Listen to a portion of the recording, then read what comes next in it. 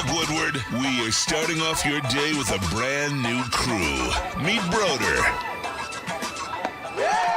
I can't control my arms sometimes. My limbs are just kind of flying. Detroit Kool-Aid. Fired up! Y'all got Kool-Aid. I'm fired up! But with the Wake Up Woodward crew, he's actually a part of the family. Flannel Sam. Ask me about my wiener. Okay.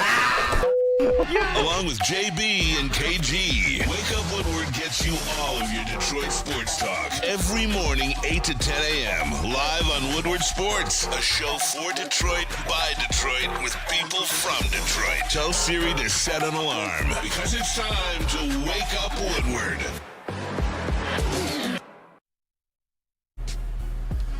What up, though, people? Thank you guys for choosing to kick off the day with the Wake Up Woodward crew, man. The WUW Crew's in the building. I'm your boy, Brandon, a.k.a. Detroit Kool-Aid, your credentialed Pistons reporter and writer around here. That right there is Flannel Sam in a T-shirt with a pocket. Hey. What up, though, brother? Hey. T-shirt with a pocket. Better than that one. You know what? Every single person here, I'm sure, had a Keider Montero complete game shutout on their bingo card last night, right? Hey. But man, was that important, and man, was that an impressive performance by the Tigers tonight. We're going to get into that in a second. We're going to do a lot of Tigers today. Woo! And they deserve it. They deserve it. We rightfully, though, had to kind of push, even though they were having a great time right now over the weekend. Detroit Lions, rightfully, in Victory Monday, it deserved its spot. But Had to. what up, though? Matthew Broder, our credentialed Tigers and our Lions reporter and writer. It's a busy time of the year for you, huh? Yeah, it's amazing, though. It's amazing. That Tigers game was phenomenal. Really the second best win around MLB last night. I don't know if you guys saw the Oakland A's squeaked out a victory over the Houston Astros with 3 straight bunts in extra innings. That's right, 3 That's straight a Brodergasm for you. It was glorious. Fourth place team. That's a fourth place A's team beating the first place Astros, one of the hottest teams in the bigs, with 3 straight bunts. Weird. People, so y'all understand, it's not a bit. This is a whole other team, bro, and he knows bunts. Yeah. You like big bunts, and I cannot lie. Yes. Hey, you know what?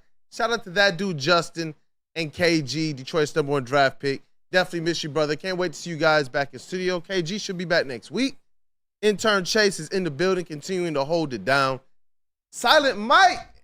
This week, they've dubbed this man Elite Silence. Shout out to Silent Mike holding it down ironically, in the sound booth.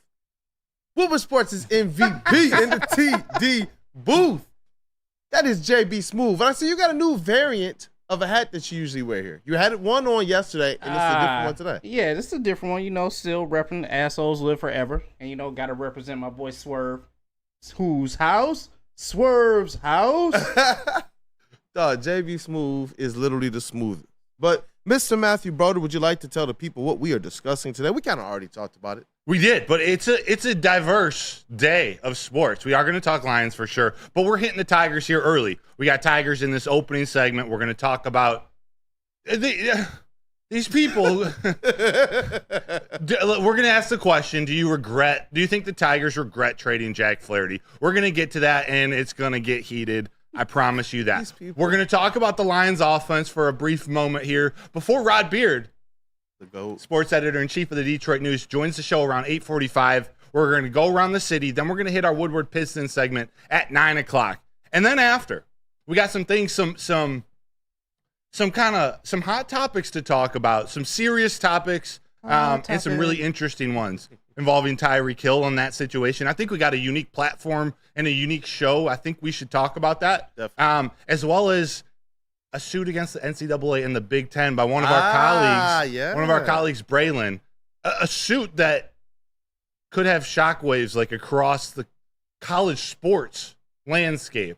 We're gonna put that. We're gonna either squeeze that in at the end. We might make it a segment tomorrow, but that's on the show sheet. I'm ready to go. I want to talk about these Tigers from last night. I want to jump into that if you're down. Yeah, take it away, man. You're dressed appropriately. I love the shirt too. I love the merch. I like it, man. Thank you. I appreciate it. Tigers won last night, 11-0. You know what? Let's do some giveaways today, man. Let's do it. We got Tigers. We got Pistons on the docket. We got some Tigers and Pistons merch. Let's rock, man. Take it away. Tigers. They beat the Rockies. They welcomed the Rockies. They got a 3-game series here at Comerica Park. They beat them last night, 11-0. Really wasn't close. Keider Montero had himself a game. He threw a Maddox, a complete game shutout with under 100 pitches. Pardon? Was it 3 hits? 3 hits, the minimum, because that's every time a guy got on base, they turned a double play. So he only faced 27 batters the entire game, 96 pitches. It was beautiful. Parker Meadows got the game off to a hot start, jumping on, it's like the third pitch of the at-bat, leadoff home run. They played a really interesting showed a really interesting stat. There have been 5 different Tigers to hit leadoff home runs this season. First time or most in one season in Tigers history. It was a special night. There weren't many people at the ballpark, but it was electric.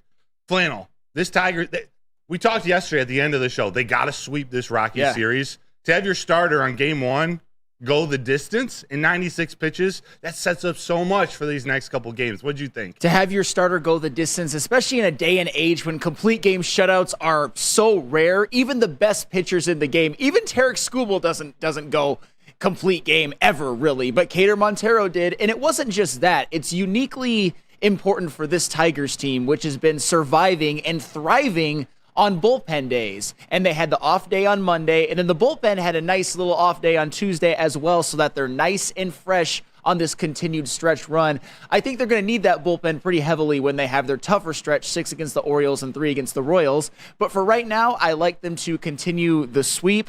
I predict that they will, and they absolutely need to. And I think we have to give some credit to Keider Montero overall. He hasn't been perfect this season. He's certainly had his lumps, but he wasn't expected to be a full-time starter at any point this year. He's basically been what we hoped that Kenta Maeda would be, but never turned out to be. But, you got the Reese Olson injury, the Casey Mize injury, Jack Flaherty being traded, more on that later. And it's made it a necessity for Keider Montero to have, I think, 15 starts this season. And since the Tigers have been playing really well, Keider Montero has a 3.82 ERA in August and a 3.38 ERA in September. Wow. You will take that from that man any day of the week. So props to you, Keider Montero. Props. And you know what? Last night was a fun game. Wouldn't you say? Yeah, it was over after 2 innings. That was the beautiful thing about it. I had no doubt whatsoever. It was damn near over after the second pitch of the game for the Rockies, although you can't technically say it when it's 1-0. But when it was 5-0 at the end of 2, it's like, all right, pack it in. Pack it in, and you know what? It's a fun game while they're actually fighting for something. So I have to ask you guys, because these moments matter, what was like your most fun or favorite moment kind of from that game last night? Things that we're also looking to kind of carry this team or hope to carry this team a little bit farther. Well, I mean, my favorite moment was the last out of the game, like finishing that complete game shutout. Other than Montero, brother. No pitcher love right now. Hey, I mean, was that your favorite moment of the game, brother? Oh, yeah. I mean, it's hard to not say that. It's hard to not say the leadoff home run from Parker Meadows. Ooh. The one that stands out, though, it's the bases clearing triple from Riley Greene after Parker Meadows led off with the home run. You need guys like Riley Greene. Like, that's the job of your star players, to come in and put the game away early, or at least put it out of reach early. That makes it so much harder for the opposing team. The opposing starter walking out in the second inning down. It ended up being 5-0 after Matt Vierling drove Riley Greene in. But it was over. It was over after that. As soon as Keider Montero got in his groove, it was over. And I'd encourage you guys to go watch the post-game interview again with A.J. Hinch. I thought it was one of his better ones of the year. There were 2 things he pointed out that I thought were super interesting about Keider Montero and this pitching staff, which he said they lead the league in first pitch strikes, the first pitch strike percentage. So teams are coming in knowing the Tigers pitchers are going to pound the strike zone. So when you're a starter and the other team knows that, they know you can bank on them getting aggressive and trying to jump on a pitch early in the count. A guy like Keider Montero really has 6 different pitches in his arsenal.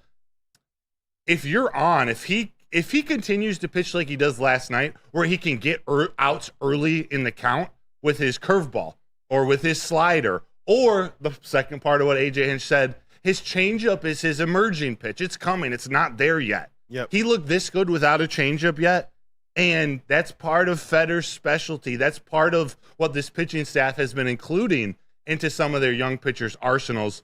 We've seen it with Tarek Skubal giving up on the splitter in favor of the changeup. Yep. If Keider Montero can elevate his game even more from what we see now as a rookie, add a changeup, he is.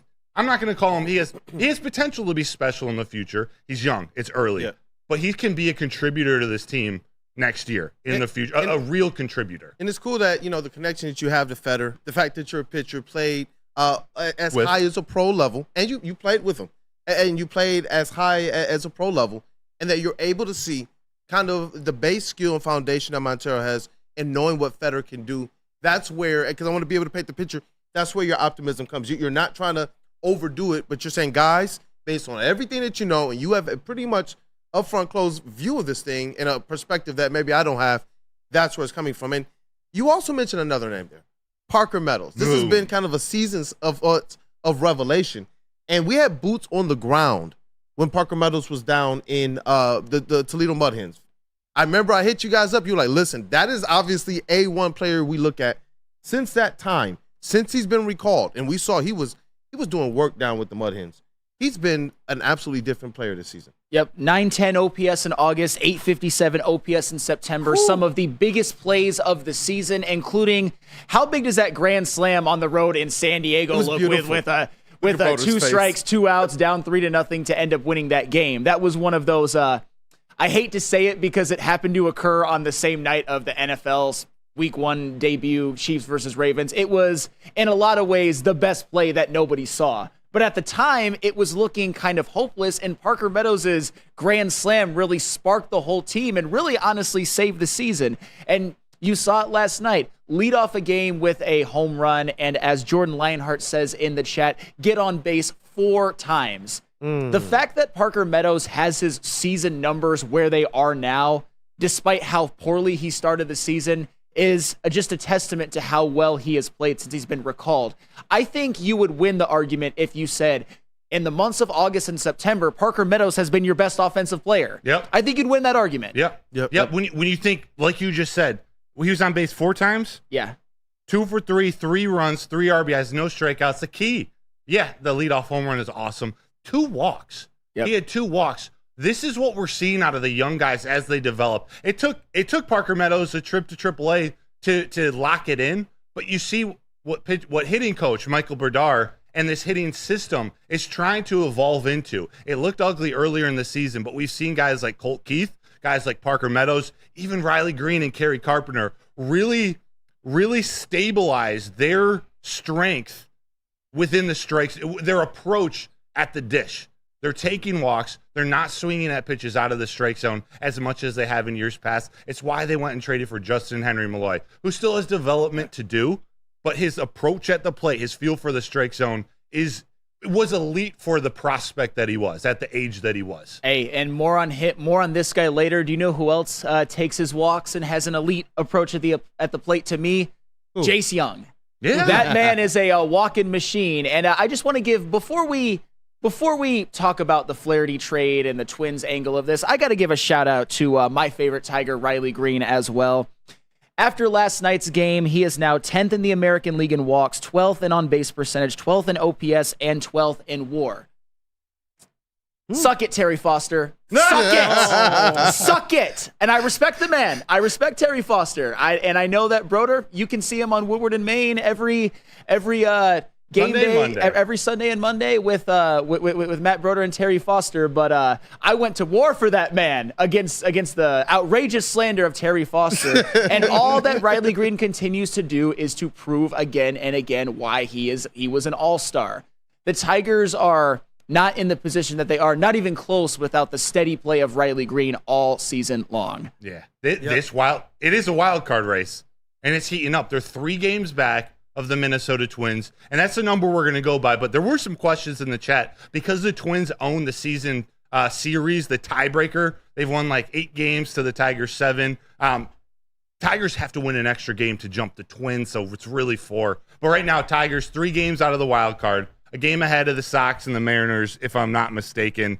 And with that comes all these questions, all these silly, stupid hypotheticals of did they regret doing this or that?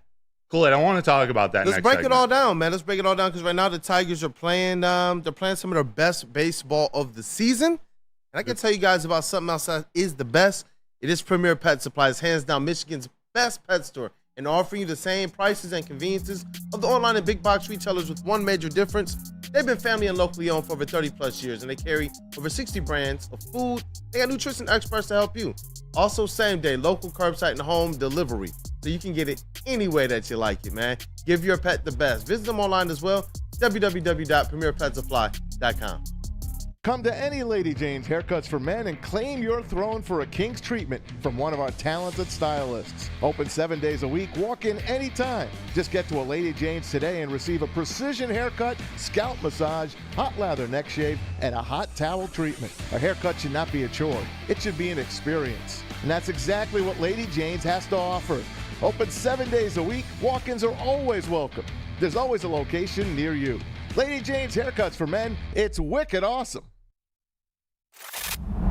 Love Woodward Sports? Love wearing clothes? Then you should be wearing Woodward Sports clothes. Check out our full line of merch at woodwardsports.com. Just click on Shop. We have all your favorite designs, like Dan Campbell kneecaps, Woodward Golf, and of course, our own logoed out merchandise. Men, women, infants, kids, all love Woodward Sports. Impress your friends. Impress your boss. Impress your dog. Buy Woodward Sports merch today.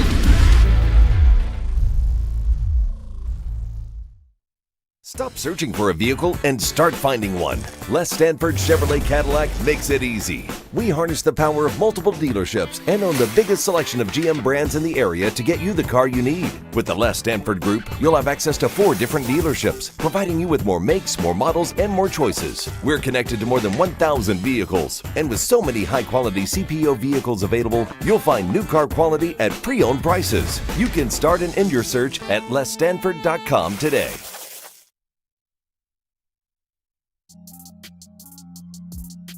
Oh, second best bar, right.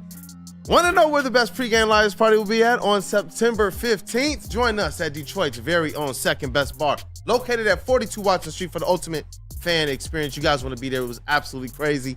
It is wild. It was packed. It was a whole bunch of Detroit Lions fans getting ready for game day. The energy was awesome. You want to be there.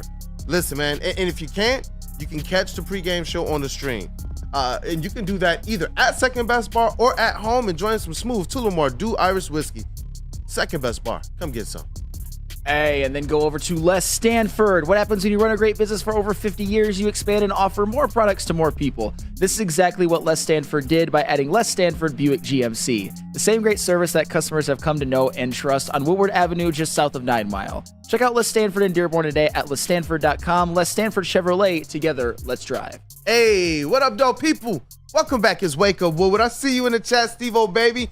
And yes, you see these Detroit Tigers? You see what I put on the graphic? I'm fired up. I'm fired up. Man, you're talking about a team that just all season, my word for them has been resiliency. They just have refused. They have literally fought the wheels falling off the bus, even though they're supposed to. And it's just like, yo, it puts us in such a happy place, especially with the Detroit Lions win and the Tigers just clawing their way right back into wild card contention. That's why I put Detroit Tigers running wild, man. It's been an awesome time. But really quickly, guys, thank you, chat family, for being here. You guys are the most important part of this entire WUW Crew thing. Go on ahead and smash that like button. Be engaging. I'm telling you guys have to woo Broder today in the chat. So we got multiple giveaways.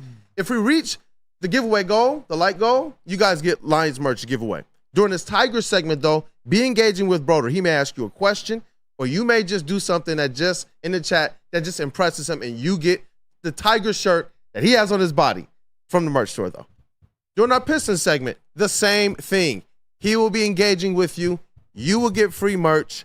Let's rock today, guys. Let's rock. And you guys already got some compliments on your shirts today, JB. Yeah, they said T-shirt Sam, and they said clean shirt, Broder. Thank you. Let's rock, man. I'm fired up, man. We got to get back into this Detroit Tigers conversation. It is very relevant. These guys have made themselves relevant by the play they've done on the field, and they've completely shut out every single narrative, and it just seems like Hinch knows exactly what he's doing with this team. And we've heard a lot of other different narratives, Broder, and you've kind of teased that up before we went to break.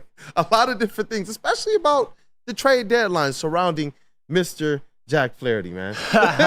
You know what?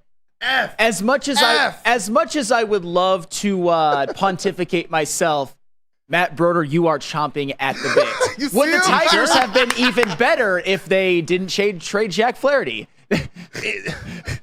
all of this talk about regretting trading Flaherty at the deadline is just nonsense. It's nonsense. We'll start at the end, though.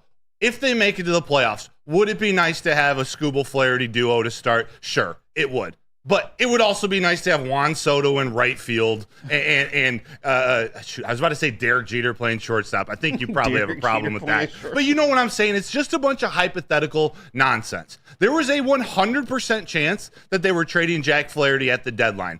100% chance, regardless of their record. This was planned from the day one. This was planned with Flaherty from day one. He knew what was happening when he signed it. They were trading him all along. At the deadline on July 30th, they were 52 and 57, 14 games back of the AL Central, 7.5 games back of the wild card, with 7 teams in front of them. You have to sell at that point, and you have to sell your one-year contracts. You also have to sell your one-year contract that's a pitcher, and that's arguably the most desired starting pitcher on the market. Jack Flaherty, there's this narrative now going around that Jack Flaherty, he wanted to sign an extension. His friend, his friend's mother's cousin's sister told some insider that he wanted to sign with Detroit an extension. Detroit didn't offer it to him. And, but he can come back in the offseason. Oh, no, well, he's burnt. You don't get back with your ex-girlfriend after she breaks up with you. He's not coming back. He's pissed the Tigers didn't want him. That's idiotic. That is the dumbest thing I've ever heard. A, it's not true. And B, if Jack Flaherty wanted to sign with the Tigers long-term, wanted to pitch in Detroit long-term. Say it. You want Detroit to be set up the best for the future. Mm-hmm. You welcome a 2-month vacation to Los Angeles to pitch for a World Series, to get 3 prospects in return. And yeah, I said 3. I know the trade was for 2. It was for Sweeney. It was for Lorenzo. When you're on the phone with these GMs, it was also for Ricky Vanasco, who was traded from the Dodgers for cash considerations. It's all part of the same conversation. One just happened first. Yeah, and you know what? You are fired up, man. It was so well stated. We can tell, too, as we were kind of doing the open, Broder looked like a guy that was just walking to the scorer's table to check in, despite his coach saying, "Where you going, bud?" Hey, and you absolutely brought the heat. I'm so glad that you've been on top of this, because early on, you got a lot of flack, a whole lot of flack. Oh, yeah. And so right now, especially since this is actual regular season stuff, victory lap that mug, man. I love it. We're building a platform here, and we're telling the people that we're a crew that we believe you can depend on what we do. And if we get something wrong, all of us have sat up here and said, you know what? I got it wrong. Killian Hayes, I sat up here and I apologize to my man Flannel. I got it wrong. But you know what? We got a couple super chats in the chat, because our chat is always on one. Shout out to Randall Smalls. He said Avila had old school theories stockpiling pitching. When they develop, trade some for hitting. So that's what happened. $10 super chat from Randall Smalls. And we had another one in the chat as well from Dante151, another $10 super chat. Montero's knuckle curveball is so freaking nasty that it was unhittable last night for the rookies. And no, the Tigers were right in trading Jack. Let me stop, because this part is in all caps. And no, the Tigers were right in trading Jack F for Sweeney. They had to do it. Yeah, and it's not just Sweeney. Like, Sweeney, even if he's not your shortstop of the future, he's still a young shortstop with upside. He might be the bridge to Bryce Rayner, whoever the everyday shortstop of the future is, but he's an upgrade from Javi Baez, Ryan Kreidler, and Zach McKinstry, defensively and offensively. So right there, it's an upgrade. However long it takes to get the next shortstop, you're in a better situation than you were before. Then you got Tyrone Lorenzo, who has potential to be the future catcher or maybe first baseman of the Tigers' future. He's absolutely raking in high A, so much that they cut his season short. He's going to go out and play. I think it's in Arizona this winter. He's going to play with some really good competition. That's fantastic. Pitching's not the problem. Flaherty would be great for a series. Pitching's not the problem. We got Feder. We got Hinch. These bullpen days, while not sustainable over a long season, we can't start 2025 with that. That's part of the reason they're on this heater, because they're outmaneuvering the other teams. It's hard to plan to play these Tigers because of that pitching staff. And the last thing before Flannel, I'll send it back to you. The guys who were all brought up, the guys who are playing right now that Flaherty's gone, now that they sold, these guys are all playing for something. They're young kids not only in a wild card race right now, but they're playing for a chance to be a starter next year. They're playing for a major league opportunity next year. They're not on 1-year contracts playing for their next 1 or 2 year contract. They want to be a part of this big league team or any big league team. So they're playing hard and they're playing scrappy, and they have AJ Hinch pulling all the right levers. Flannel, I'm excited to hear what you got to say about talking this. sexy, man. Well, I want to make this very clear. Nobody is disrespecting Jack Flaherty. Nobody's trying to imply that Jack Flaherty held the team back in any way, shape, or form. To the contrary, he was one of the best things that the Tigers had in the first half of the season. But that's also why you were able to sell him to a team that was one of the greatest contenders in Major League Baseball right now, the Dodgers, and get a pretty nice return. And Trey Sweeney so far has been a very, very nice return. And not only that, the Tigers are 22-14 since the Jack Flaherty trade. I don't know why anybody would complain about that. There's almost no way that you could possibly do better. And I would actually contend that if the Tigers stood pat or if they bought, they would actually be worse right now in the standings than where they currently are. And one of the reasons why is because, and this is something I brought up and something Neil Rule brought up, they low-key bought while selling. Yeah. Trey Sweeney has a 721 OPS as a shortstop, and he's played in 20 games. Do you realize how long it's been since the Tigers have had a 700 OPS shortstop? Javi Baez this season. I was about to say, Baez wasn't cutting it? Gee, I wonder. Javi Baez this season, 516. Ryan Kreidler, 369. It's nasty. Oh my God. It literally makes me want to harm myself thinking about that. I was about to say, stop. And I love you. Yeah, I know. And Zach McKinstry, 636. And for the time that Javi Baez has been a shortstop on the Tigers, his career Tigers OPS is, what is it? Let me find that really quick. 610. Really, really bad. So the point is that Trey Sweeney, just him being somewhat competent, has really sparked this team. And as Broder said, he's the best defensive shortstop they have on the entire roster. And it's not just that. Are we sure that the Tigers would have taken the approach of letting the guys really be evaluated and develop if they would have been attempted to buy? Are we sure that they would have let Parker Meadows be an everyday player if they bought or stood pat? Are we sure about that? I'm not 100% sure, and as I said before, Parker Meadows has been the offensive MVP of this team in the months of August and September. Are we sure that they would have brought up Jace Young in August? And Jace Young, for all of his faults, for the fact that he doesn't have a lot of power, he's third on the team in on-base percentage after Riley Greene and Kerry Carpenter. One of the things I liked about him, he takes his walks, he gets on base. Jace Young has been pretty much as advertised. Are we sure that Spencer Torkelson would have gotten the run that he got in August? And I know it's looked really rough lately, but he did have a 945 OPS in August. Stretch, he did. And those are the type of players that have really sparked this team. And as I already mentioned, Trey Sweeney being the best shortstop on this roster, even though it was a sell job. And not just that, we talked about this too. Pitching has not been the problem since Jack Flaherty has left. They've managed as a team, and AJ Hinch has done a masterful job of this. Shout out me giving AJ Hinch credit of really managing the bullpen almost perfectly. I got a question for that. Yes, go ahead. No, I was just going to say, after everything we've seen right now, there was a lot of people who had questions about Harris and AJ Hinch. After everything we've seen right now, are you guys confident? And it's not just you guys. I know where you all stand, but chat family, maybe this is a question that might mean something. Are you guys confident? And let me know how much more confident you are in this front office and in this rebuild plan going forward with the Detroit Tigers. Much more confident. There were a lot of people at the trade deadline who were not. That's the thing. And it's only been a matter of what?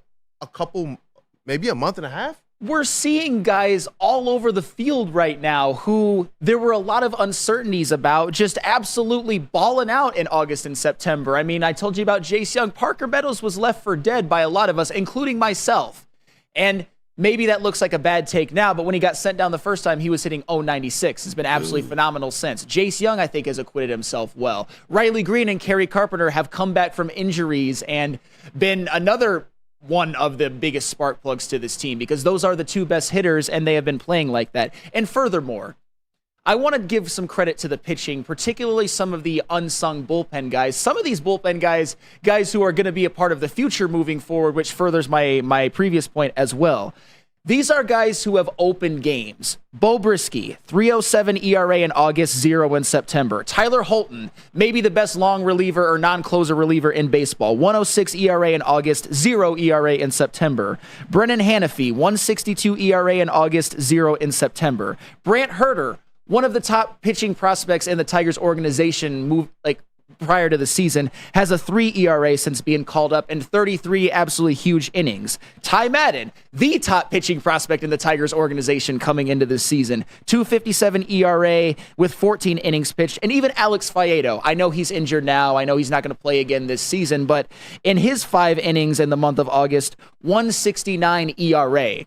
So the point with all of that is that I don't know if the Tigers could have done much better than they're doing now, even if they had kept Jack Flaherty. I actually think overall as a team, they would have been worse because I don't think guys like Parker Meadows would have gotten the free run that they've gotten, would have been able to play every single day. I don't think so. They might have bought an outfielder. Mark Canha was still on the team. You just never know. I just think that Tigers fans need to, and most... We had to see a little bit more of him because he's only been here.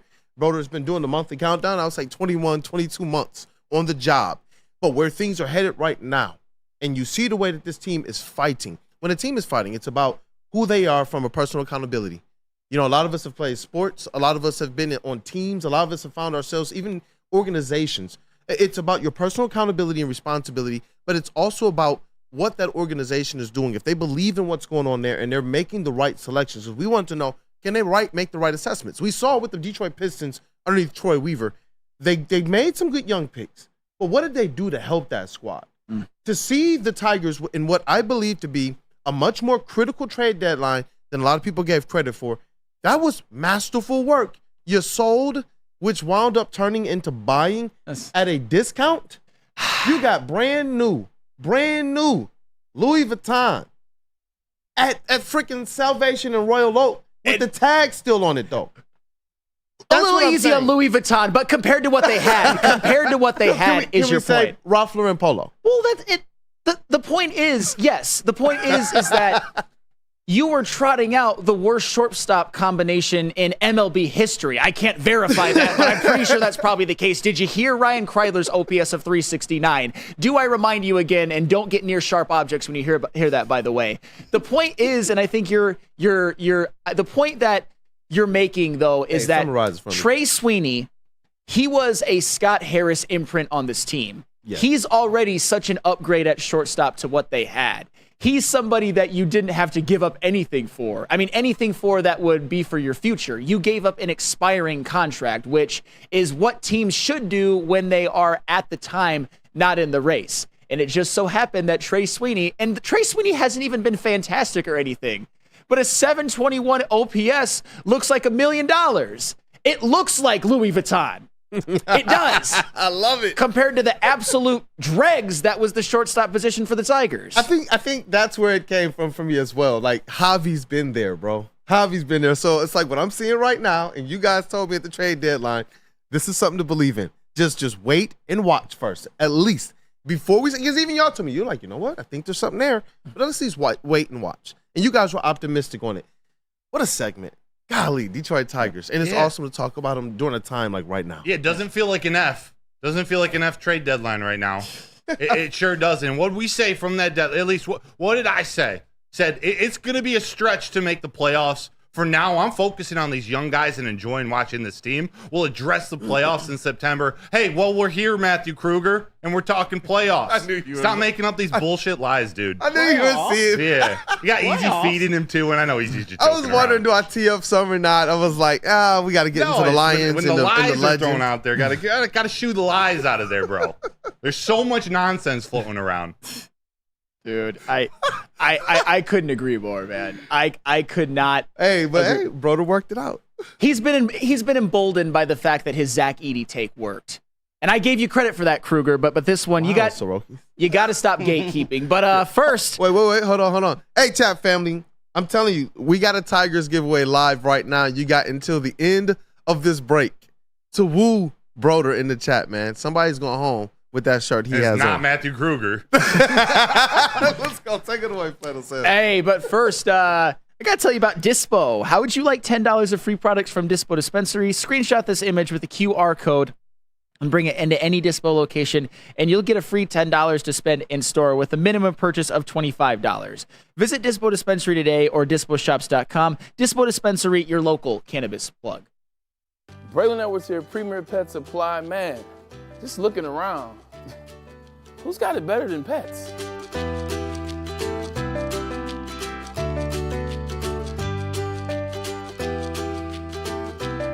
Come on, a baby stroller for Coda?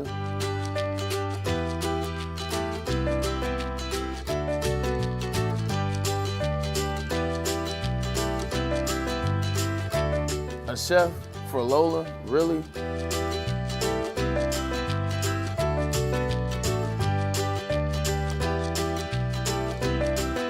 You don't have to tell me who the real boss here is. Who's got it better than pets? Nobody, especially here at Premier Pet Supply. For over 30 years and more than 13 locations, Premier Pet Supply has everything that your pet can dream of, and guess what? It's all under one roof. Premier Pet Supply, family owned, operated, and proud to call Metro Detroit home. Check out premierpetsupply.com or scan the QR code today. Who's got it better than pets? Nobody! Can't get enough Lions coverage? Make sure you catch all Woodward sports shows every game day. Wake up with Woodward and Maine, giving you the latest insight into the Lions locker room and press conferences. Then join the Lions pregame show, highlighting key matchups, injuries, and what to watch for during the game. Follow all the ups and downs of the live game action with our Woodward Watch Party live on YouTube and woodwardsports.com. After the game, check out the instant fan and host reactions with the Lions postgame show. Every game, it's wall-to-wall, kneecap-biting, high-fiving, chest-pumping Lions coverage. Hell yeah! Only at Detroit's #1 sports network, Woodward Sports. Woodward Sports, let's go. The Great American Chevy Week is back and bigger than ever at Feldman Chevrolet. Choose from the largest inventory of award-winning Chevys, all priced to move for the biggest week of the year. Get this 2024 Silverado for only $213 a month, or this 2024 Equinox for as low as $249 a month. Feldman takes the Great American Chevy Week to another level. Feldman Chevrolet, Michigan's #1 Chevy dealer. No matter where you are, there's a Planet Fitness close by. There are more than 50 in Metro Detroit and thousands more throughout the world. At Planet Fitness, you'll experience a squeaky clean gym that has tons of equipment, friendly, knowledgeable staff, and a totally judgment-free atmosphere. Did you know that all Planet Fitness memberships include fitness training for no extra cost? Want all the perks? Upgrade to the PF Black Card and enjoy use of amenities such as unlimited use of the Black Card Spa, featuring hydro massage, massage chairs, and total body enhancement, and more, along with access to over 2,500 locations worldwide and unlimited guest privileges. For more information or to join today, visit your local Planet Fitness or planetfitness.com. Oh, man. Welcome back to this Wake Up Woodward, man. It's your boy Brandon Dan, K. Detroit Kool-Aid, your credential Pistons reporter and writer for the network. That's the vet of the squad right here. Flannel Sam in a t-shirt today, man. He's been rocking some different looks. You got the gun show out today, man. Shout out to that dude Justin and KG, Detroit's #1 draft pick.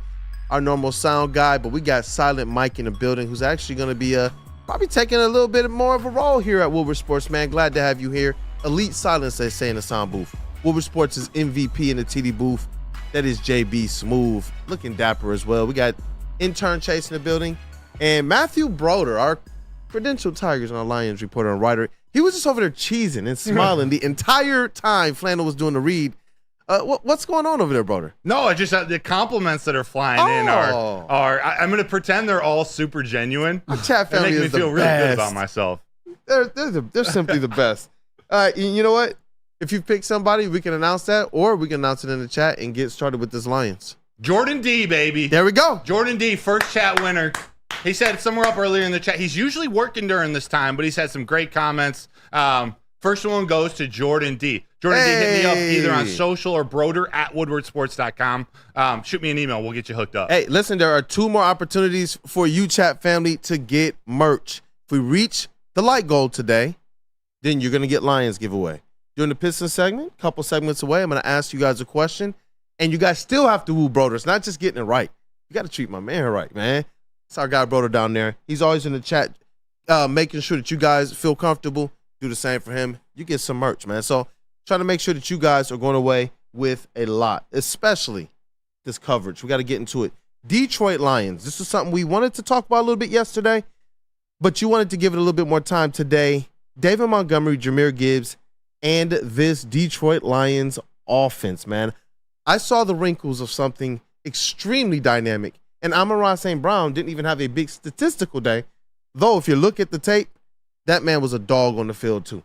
Yeah, and then Jameson Williams, obviously, he was phenomenal, made damn near every big play that the Lions had. It was either him or David Montgomery for the most part. Oh, wow. But that's just, the pace for me, he is blowing the pace away for me to get a jersey. He's damn near on pace for 2,000 yards. Or actually, he might actually be on pace for 2,000 yards. You know, well, you guys can do the math in the chat if you feel so inclined, but that's the nature of this offense. Amon-Ra St. Brown had definitely the worst statistical day of his career since probably 2021, and it didn't matter.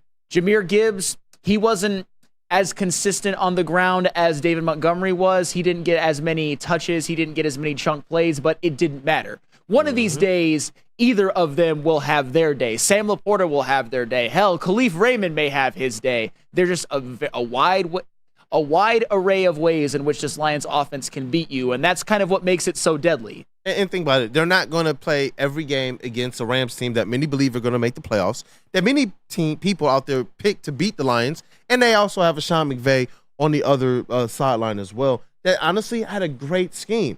Mm-hmm. But you could tell that when they got to overtime, it's funny because we posted this picture to the socials last night. They won the coin flip, and you see Dan Campbell just look up and just smile, just ear to ear, no teeth, and it instantly go back. And you could tell he knew exactly that they were going to win that game. The Rams weren't getting the ball back. And what they do, they went right back to the bread and butter. To me, that's bully ball. To me, that means you know exactly what your identity is. I believe that you got to go through the reps. They had no preseason. So even though people say, why did they go away from David Montgomery? Because Jahmyr Gibbs needs his reps. And I'm sorry, 74 yards and a touchdown, 74 total yards and a touchdown, that's a good game. Yes, no, it certainly is. But I understand, and it's all's well that ends well. They won the game, and in overtime, they just like force-fed David Montgomery, and the Rams couldn't stop it. I mean, the Rams couldn't stop him all game, quite frankly. But if you want one way in which having so many weapons could hurt you, is that I think they did go away from David Montgomery, maybe a little bit too much. And again, this is being a little bit nitpicky, but the Lions, that game did include them blowing a 17-3 lead. They got it back and they won, but they had a possession when they were up 17-10, 3 and out, no David Montgomery carries, and then another possession when they were up 17-13, and then didn't give the ball to David Montgomery once.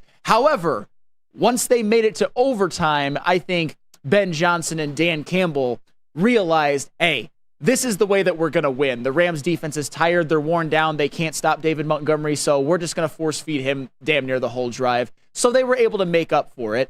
But if there's, I guess, when you have so many people that need reps, that need touches, that are going to produce, maybe it's better at times to just go with the hot hand. But it worked. All's well that ends well. And Ed O'Neill in the chat pointed out, he made a great point. Last year, the offense, although they beat the Chiefs, it wasn't the smoothest offense. It was a little clunky. There were some good plays. There's some things they want to work on. They needed a pick six. Yeah, then they came back week two against the Seahawks. Although they lost, and we don't want that to happen this year, although they lost, the offense was flying. They were much more in sync, much smoother. And JB, I want to play this short clip of Jameson Williams post-game. If you could throw it up here in a second. He talks about the playmakers on offense. It's about 30 seconds long. And I want to ask you guys after, can this team, can they be a chameleon?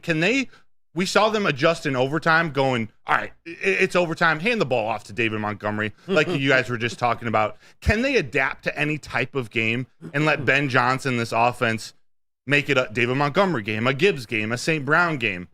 Listen to what Jameson Williams has to say about the playmakers. I think it scares the defense a lot because it has a lot of ways. We have a lot of ways to stretch the field.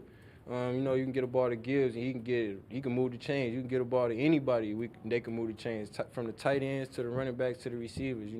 Even Goff, you seen he got down there and he got the first down for us. So I don't really think it's about speed. I think it's about playmaking. It comes down to who can make the plays, and we make plays. Not just me, Saint, everybody make plays. So I would say it wouldn't be the speed, it would be the playmaking.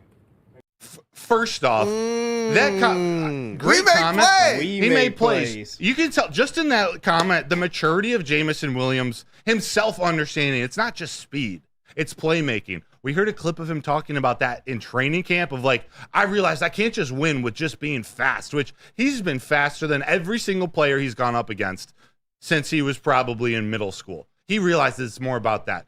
Whether it's a JMO game, a St. Brown game, you guys think this offense can adapt to whatever game they need to play, right? Definitely. It was one of the things that we continue to kind of, talk about during our preseason coverage and training camp coverage is the fact that these guys are very versatile. They called JMO and they called Jahmyr Gibbs. They used this. They haven't necessarily had that type of success in prior regimes.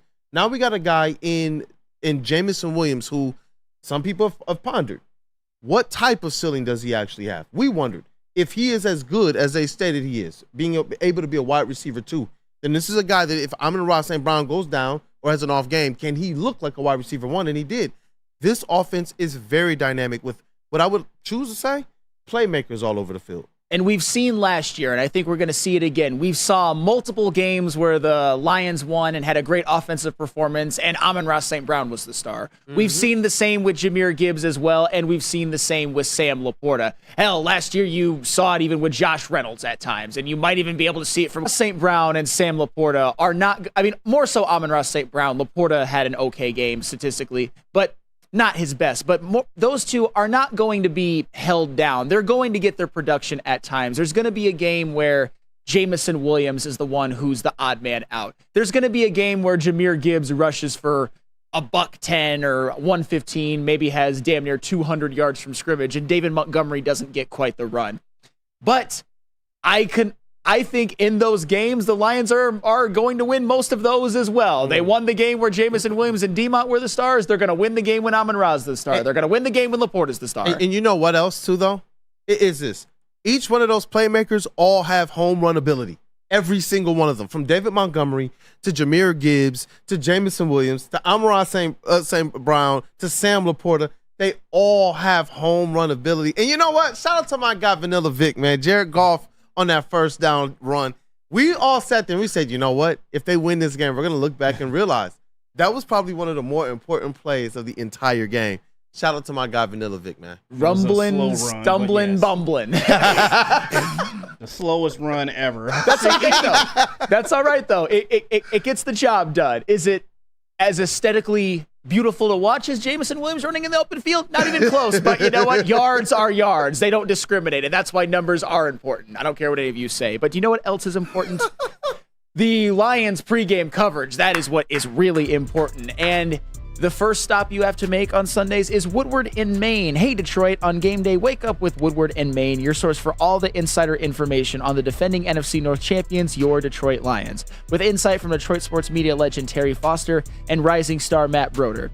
Get ready, Detroit, every Sunday, 8 to 9 a.m. Woodward in Maine, brought to you by Tangerine Space Machine, Taller, your local long drink, Sabbath Coffee, and Tullamore Dew Irish Whiskey. And then, of course, you got to watch the pregame show with Sean Belizean and Neil Rule. It's the New Holland Brewing Company pregame show. Every game day, Neil Rule and Sean Belizean bring you the best Lions pregame show.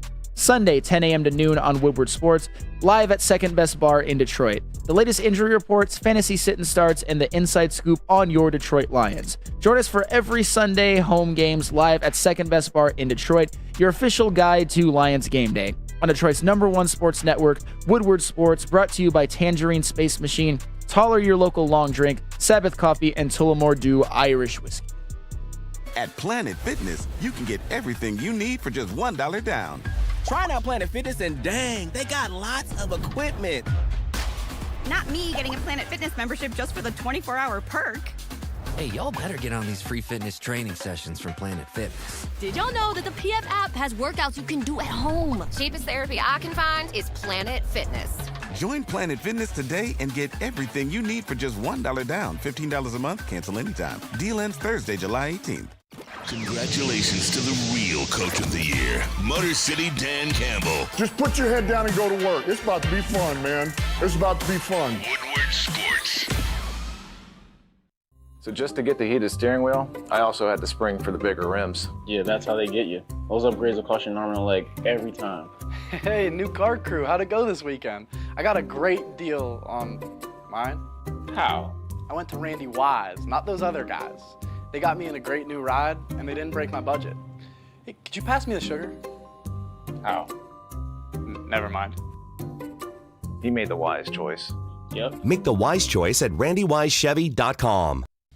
Game is won in the trenches, and our big fellas don't mess around. The Woodward Heavyweights on Woodward Sports.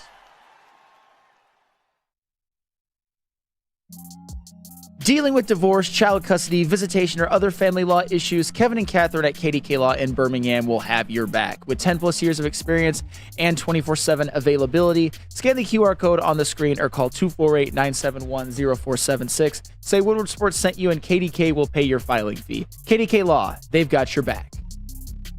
What up, dog people? KDK Law, they got your back. Wake up, Woodward and Woodward Sports. You know we got your back in chat family. I'm hoping that you guys have our back, man. Look, hey, you see the merch I'm rocking? We're making sure that you guys are getting merch today. Continue to stay engaging. If we get that like goal today, and during Lions season, it's a double. You got to double it up. You're going home with some Lions merch. During the Pistons segment, hey, stay engaging. We're going to ask a question and woo Mr. Broder. You guys are going to go home with some more merch as well. But, man, we got to get back into this thing. Detroit Lions. We're waiting for the legend, Rod Beer, Detroit News sports editor-in-chief, to join us for a couple segments as well. The Lions, and just kind of talking about this offense and how dynamic it can be. You know what? I see some people in the chat as well. I'm cool with our chat family, man. Like, I like this. I've seen so much criticism about the Lions after their literal season home opening win against a playoff caliber team that has a quarterback that a lot of people think is better than ours. Well, that's the whole thing about it. I have no problem whatsoever being critical of areas in which, the Lions deserve some criticism for, like on the offensive side of the ball. I don't think the pass protection was as good as it's going to be later on in the season. I don't think Jared Goff was as good as he's going to be later on in the season. But they got the win. They made the plays when they had to. And I think in situations like this, when you get the luxury of getting a win in the National Football League, you need to accentuate the positives. When we start to preview the Tampa Bay Buccaneers game, then you can look at areas that are, I would say, troubling or potentially could cost you against the Buccaneers. But for now, just enjoy the win, man. Wins in the national. It's not like Michigan playing Arkansas State. It's the NFL. It's the NFL where you can lose any given Sunday. And to me personally, our chat family is saying this. They've just been shaking off the rust. As that game got kind of close to, down to the wire, and Dan Campbell decided, you know what, we're going to punt this ball. To me, that's when everything kind of came into full alignment. Okay, that rust is starting to shake off. They're geared up now, and he made a decision to put that game on his defense, and then the offense to go down there and handle business, and in overtime, everybody said, oh, I remember that team. That's that team right there. Yep. And that's what we saw the Detroit Lions. It looked sure, it looked solid. It looked complete, man. And this is all while the Rams, they had a beautiful game plan. And Dan Campbell talked about it. They had a beautiful game plan. And guess what? Jedi Ben Johnson, he had a better one. Well, and you know what? Jedi Ben Johnson understood in overtime that the Rams play no games. The Rams aren't going to stop. They're not going to stop the run. They're just not going to stop the run, especially with David Montgomery, and they sure didn't. And Chuck Brewer brings it up, and we talked about it yesterday, but I just got to say it again. Sam, how about the idiot saying Hutch was a bum and the D-line as a whole was horrible? Maybe from 2 to 6 on the flagship station. I mean, for the record, I did hear Mike Valeni defend Aiden Hutchinson, and Rico Beard, by proxy, always says what Mike Valeni says. So he was also defending Aiden Hutchinson. But to say that the defensive line as a whole was not good, especially the front seven, when the front seven also includes Alex Anzalone, it's malfeasance, man. And the point is that when you really watch the game, when you watch, in particular, Aiden Hutchinson, because I want to piggyback off of what Chuck Brewer said, when you see the abuse that he was giving the Rams tackles, then you know how good that he was. It's just that the Rams were, and Matthew Stafford were able to get rid of the football so fast. Yeah, and you know what? this offense for the Detroit Lions, I don't think, obviously people are giving David Montgomery a whole lot of credit, but that Detroit Lions offensive line is getting love from a lot of people, man. From Jason Kelce, who he was absolutely bricked up about this Detroit Lions offensive line. You got Louis Riddick as our old Lucas here. He once referred to him, always refers to him as the football god. Yes. This guy's bricked up, Damian Woody, and there are so many others. And we've made graphics so much that I'm like, okay, guys, we can't keep putting out graphics of people who are like, yo, this Detroit Lions offense. Actually, you know what? Put out all of the graphics because I think that they deserve it, man. Yes. This offensive line has started off the year with a bang. Yes. I mean, and Broder, if you're Jason Kelce, if you're Damian Woody right now, they're probably thinking, man, I wish I could go back in time and put on the pads and play for this team. Right? Even Jason Kelce, who played on a really good offensive line himself. Right?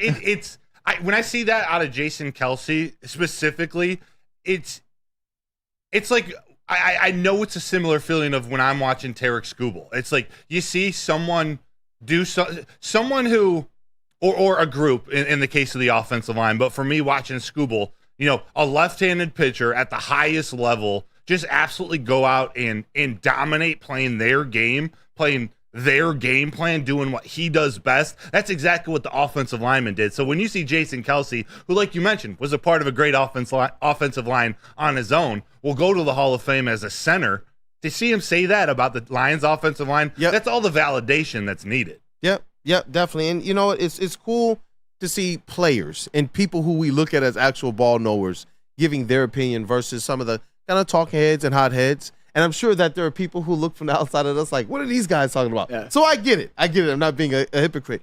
But when you are as close to this Detroit Lions team as we are, and we're trying to follow it succinctly, because the one thing I know is this: the one team that is very difficult to be an actual slappy about. We can be a homer, we can drink the Kool-Aid and all that, and we know that we're drunk. We know that we're wrong. We know it. Like, Lions are going to the Super Bowl. Like 10 years ago, I said that one time, and when I thought they had to make us, but I knew I was drunk on the Kool-Aid. This one is one where we're up close in person. We're like, whoa. We've never seen or had anything like this in Detroit before as it relates to football, and that makes it so much more beautiful.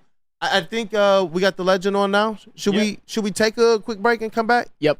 All right, let's definitely rock and do that. Let's definitely do that. Let me tell you guys about something as awesome as the legend Rob Beard, who will be joining us for a couple segments. It's when a guy can be a guy and get an amazing haircut. That is Lady Jane's Haircuts for Men. All you got to do is stop in, sit back, and relax, and let one of Lady Jane's talented hairstylists make you look and feel great. Walk in anytime, 7 days a week. Lady Jane's, it is wicked awesome. So just to get the heated steering wheel, I also had the spring for the bigger rims. Yeah, that's how they get you. Those upgrades will cost you an arm and a leg every time. Hey, new car crew, how'd it go this weekend? I got a great deal on mine. How? I went to Randy Wise, not those other guys. They got me in a great new ride, and they didn't break my budget. Hey, could you pass me the sugar? How? Never mind. He made the wise choice. Yep. Make the wise choice at randywisechevy.com.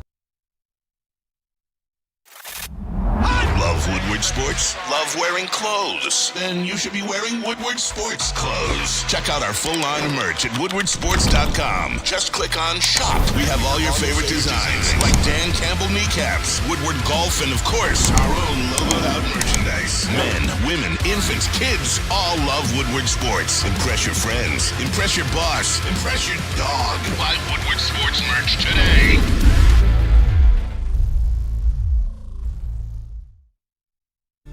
Let Guardian Alarm offer you customized solutions from real experts. Our professional technicians take the time to recommend security and automation solutions that are specific to your needs.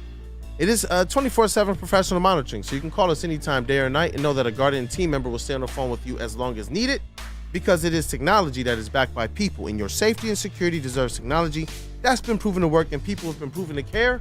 All you got to do is call this number right here, 1-800-STAY-OUT. Once again, that number, 1-800-STAY-OUT. And you know what? It is not a Wednesday if we don't got the legend, Detroit News Rod Beard, joining us. Hey, sports editor-in-chief. This guy, I'm telling you, when I say legend, he's covered sports in this state for some time, and he's done it at a very, very elite level, I would say. And he's done it by being, honestly, a good person. Shout out to Rod Beard. Welcome to the show, brother. It is good to see you. Gentlemen, good morning. Happy Wednesday to you. Got the sound. Happy Wednesday, Rod. And we're in here talking about the Detroit Lions. And obviously, we didn't get to celebrate Victory Monday with you. So we got you on Victory Wednesday, man. Victory Wednesday it is. Just give me your quick thoughts about the Detroit Lions in that game against the Rams, the win against the Rams. I mean, it's an up and down thing. And judging by the playoffs and those wins over Tampa and the Rams, and then going right down to the wire against the 49ers. If this is the way Lions games have to be, and they've won 3 out of these last 4, then people will take it. It's a little bit of heartburn. It's not the how did they find a way to lose, except for the San Francisco game, but it's something that's a little bit more exciting to watch, and you feel better about it. You're up until midnight, but I think most people will take it when you get a W at the end of it. Absolutely, Rod. And I've let everybody in this room do their Jameson Williams victory lap on me. So, Rod, how impressed were you with the way that Jameson Williams played? It's your turn now. I think I tweeted, if he's catching those balls instead of dropping them like he was last year, then this is a different team. And they were able to win this game without Sun God and without most of their offense really clicking the way that we're used to it. They didn't really get to it to the end when they were able to run the ball with Montgomery and Jahmyr Gibbs. But if you're not going to have a Laporta and you're not going to have Sun God receiving, but you do have Jameson Williams to plug in there, this could be a year. And by and large, you could say the offense didn't play well. It wasn't really hitting on all cylinders like we're used to seeing it. So when they get those things fixed, this is going to be something to watch. Yes, and I want to get your opinion on this too, Rod. Were you impressed with the defense, or are you concerned, or a little bit of both? I was not disappointed with the defense. There wasn't this big Brett Favre moment or this Aaron Rodgers moment of just there's a completely broken down play. If you're going to throw the ball 14 times to Cooper Kupp, more power to you. And he's going to score, but you didn't let them run over you. They didn't run the ball. And that's one of the keys was the run defense. That was one of the strengths last year. And as long as you didn't look horrible, you got rookie cornerbacks, so you're going to see some of that. But I did like what I saw from some of the rookies too, and just the secondary in general did not look bad. I was not disappointed in that. Hey, Rod, great to talk to you again this Wednesday. Always great to see you, man. Always good. I got nice ask. Shirt. Look at that shirt. Yeah. We're giving them away. Somebody won one of those today, Rod. Lucky person. Okay. That's good stuff. That's good swag there. I appreciate that. I got to ask you, with this Tigers team now 3 games out of the wild card, there's this narrative going around that the Tigers regret trading Jack Flaherty at the trade deadline. Hey, what are your thoughts on that? Do you think they regret? And just your general thoughts on these last, about 17 games of the Tigers season? It's all gravy now. I think if you said at the beginning of the season that the Tigers, if they were going to finish around 500, that you felt good about it. They might not just finish around 500. They might squeeze their way into the playoffs or just make it interesting in these last couple of weeks to get there. So I think that's a win that these young guys, and we've talked about this all year. Yeah. The key is for them to learn how to win, to get into a pennant race and to just sniff it, just see what it smells like. They're right in the middle of it. It's not just a sniff. They are right there in it. Yes, and that's with it, and I definitely understand that this is all gravy, but do you think that by the end of this season, we will be seeing our Detroit Tigers in the playoffs? Flannel Sam? Yes, Flannel Sam. Let's go. Because, and you can break it down this way. They got the series against the White Sox at the end of the year. They got this series against the Rockies. You can go 5-1 in those 6 games, and they already won 1, so they need to go 4-1 in the rest of those 5 games in that. Where this whole rush is going to be figured out is those 2 series against the Orioles, and they got the Rays in there. That's good. That's what's going to figure it out. Those other kind of 9 games, and I think they got 1 other series in there too. That's the good teams, the playoff-ish teams are the ones that they've got to be able to make some hay with. Can you go 500 in those other 12 games? Because you've got to win these last 4 of these last 5 against the White Sox and the Rockies in this series they're in right now. You take care of business that way and just go 500 against the winning teams, and you're right there. Hey, I've got a formula myself. They got to continue the sweep of the Rockies, go 5-4 in the 9 against the Orioles and the Royals, and then go 5-1 in your last 6 against the Rays and the White Sox. And I don't think I'm crazy for that. So our formulas are fairly similar, I would say. But I want to pivot back to our other winning team in the city, the Detroit Lions. Give me your thoughts about that overtime drive where they just bullied the Rams on the way to the game-winning touchdown. We're just bigger than you. We're just going to run the ball. We're not even going to try to throw the ball. This is almost like when Penn State last year, when they just decided we're going to run 32 straight times. Like, we're better than you, and you can't do anything about it. So we're just going to keep doing the same thing. And it's almost like the Rams defense was throwing their controller at the end of that. Like, we can't even forget it. No, we can't. No. So they did their strengths. They didn't try to force something and say, we're going to make Sun God catch a ball here. We're going to go to Sam Laporta and make something happen, even though they haven't had strong games. We're going to stick with the run because it's working and they haven't been able to stop it. Yes. Yeah, and you said something interesting there, Rod, about, not forcing it. The one time they tried, it was that interception time around St. Brown, which honestly, I'm more okay with it than some other people. There were a lot of Jared Goff detractors that were just like, oh, there you go, game one. And it's as if like Matthew Stafford didn't also throw an interception in that same game, but just in really the end quickly. zone. In the end zone. But just really quickly, man, your quick impression of Jared Goff in game one, got the bag this offseason. Yeah, it's people say game manager, and they it's a derogatory sort of term for a quarterback because it means you don't have other skills to go out and win a game. But when you win a game as a manager, when you're not playing your best, when the coverage doesn't dictate that you can do certain things, you don't have to force that. You just do what you can do and don't make mistakes. So we talked more about that being kind of a negative term, but I think he managed the game well. He did what he needed to do. He found his big throws and even the Jameson Williams was an underthrow. As long as you don't overthrow that guy and it's out of his hands and he can't catch the ball, then you're fine.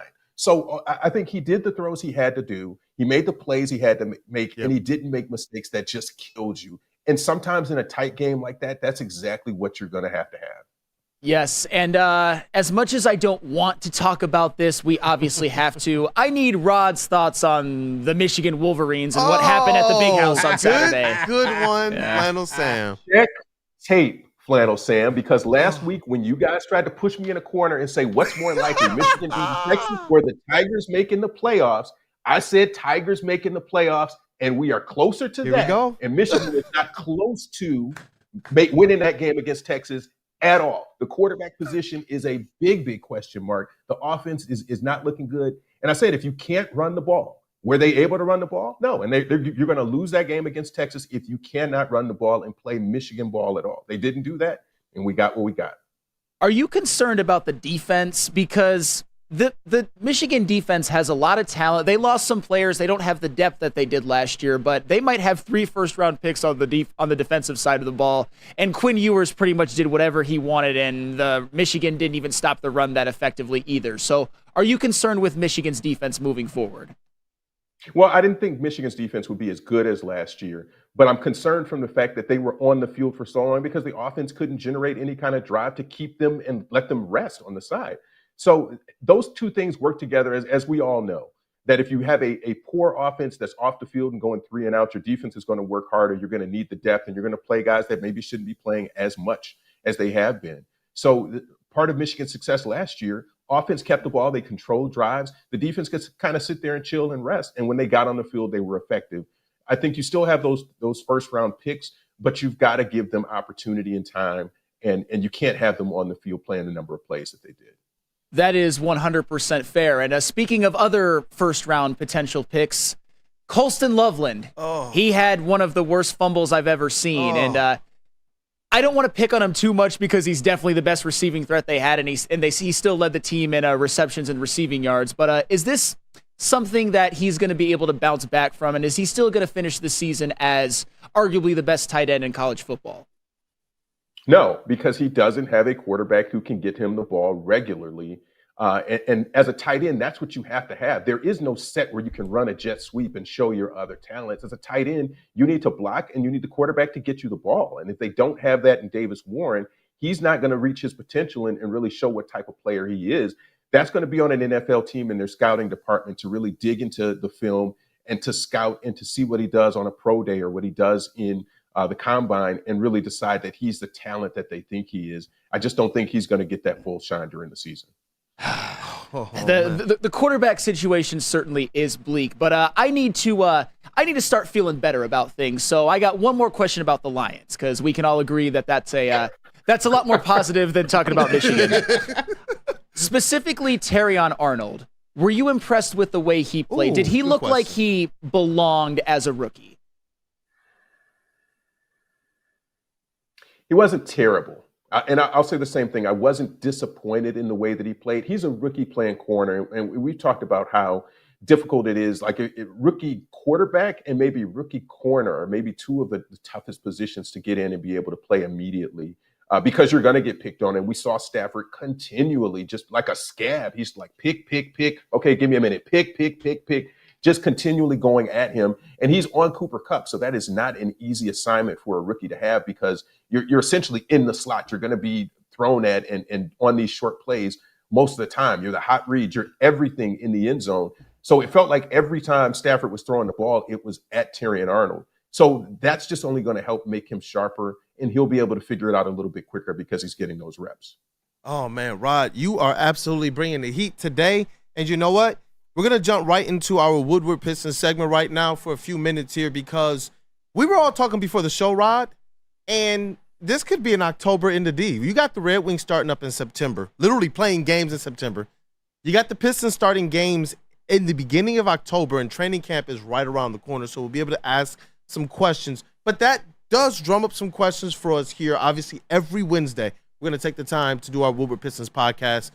And you know what? I got to tee this thing up for the chat right now. That means that there is a merch giveaway that is going on right now. Like I told you guys, Broder's in the chat. Engage with Broder and woo Broder. Woo Broder, and you get some merch. So, without further ado, you guys already know we got to introduce the legend appropriately for our Woodward Pistons segment and our Woodward Pistons audience. Stay tapped in, guys, because there's a lot of Pistons stuff we got on the way. So, if you can help me, guys, let's get this drum roll going, all right? Hey, yo! Shout out and welcome again to the legend, Detroit News, Rod Beard. Brother, as always, when we're discussing these Detroit Pistons, just kick it away with Rod's thoughts. Closer than you think, man. I was going to go the same sort of way with October, that this thing is right around the corner with getting all of these teams started. And I mean, be the worst of these. We thought the Tigers might be somewhere a little bit less than 500. They might be above that. We talked about the Lions already with a good start to the season, but the Pistons, how do you get that jump started? I just don't know what the expectations are going to be. Well, I get a sense of what that is, but is it that much better? How well can they start the season? And with the schedule that they have, it's just going to be tough. I just don't know how. That honeymoon period with the Pistons is just going to wear off really, really quick if they don't. That is an understatement. That is an understatement. Now, I have a quick question here for the chat family. Who do y'all think or want to see be the starting five for the Detroit Pistons? And that's some implications on what we're going to discuss today. Chat family, get in there. It may have something to do with helping you guys get some merch today. But Flannel Sam, I know you have a question as well. Hey, absolutely. Where do you see Asar Thompson fitting into this team this season? He could start. He could be like your seventh man, sixth man. I think his defensive ability is going to be one of the keys, because we talked about all of the guys on offense and what they can bring. I think you need some of that, but you also need a guy who can come in and just be a defensive stopper for that starting lineup.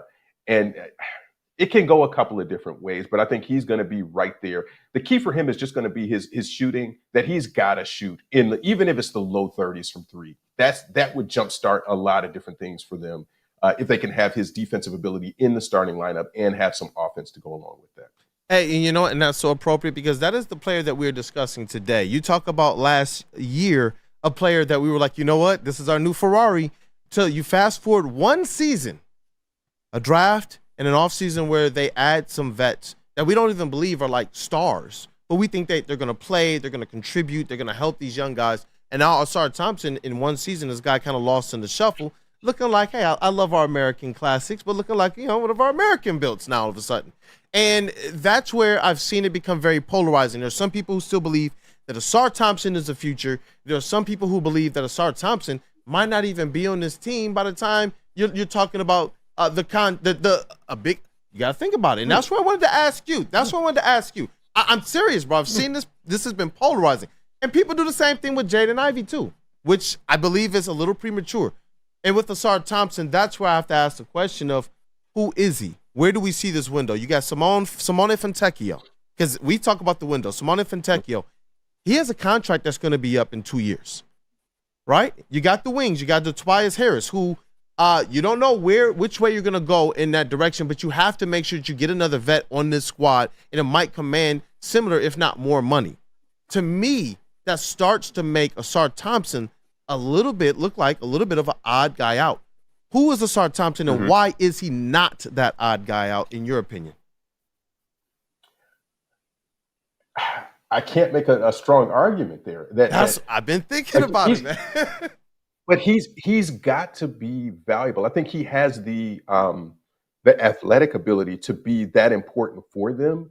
But it's what we talked about. You gather all this talent and you just shake it up and you just see what shakes out of all of that.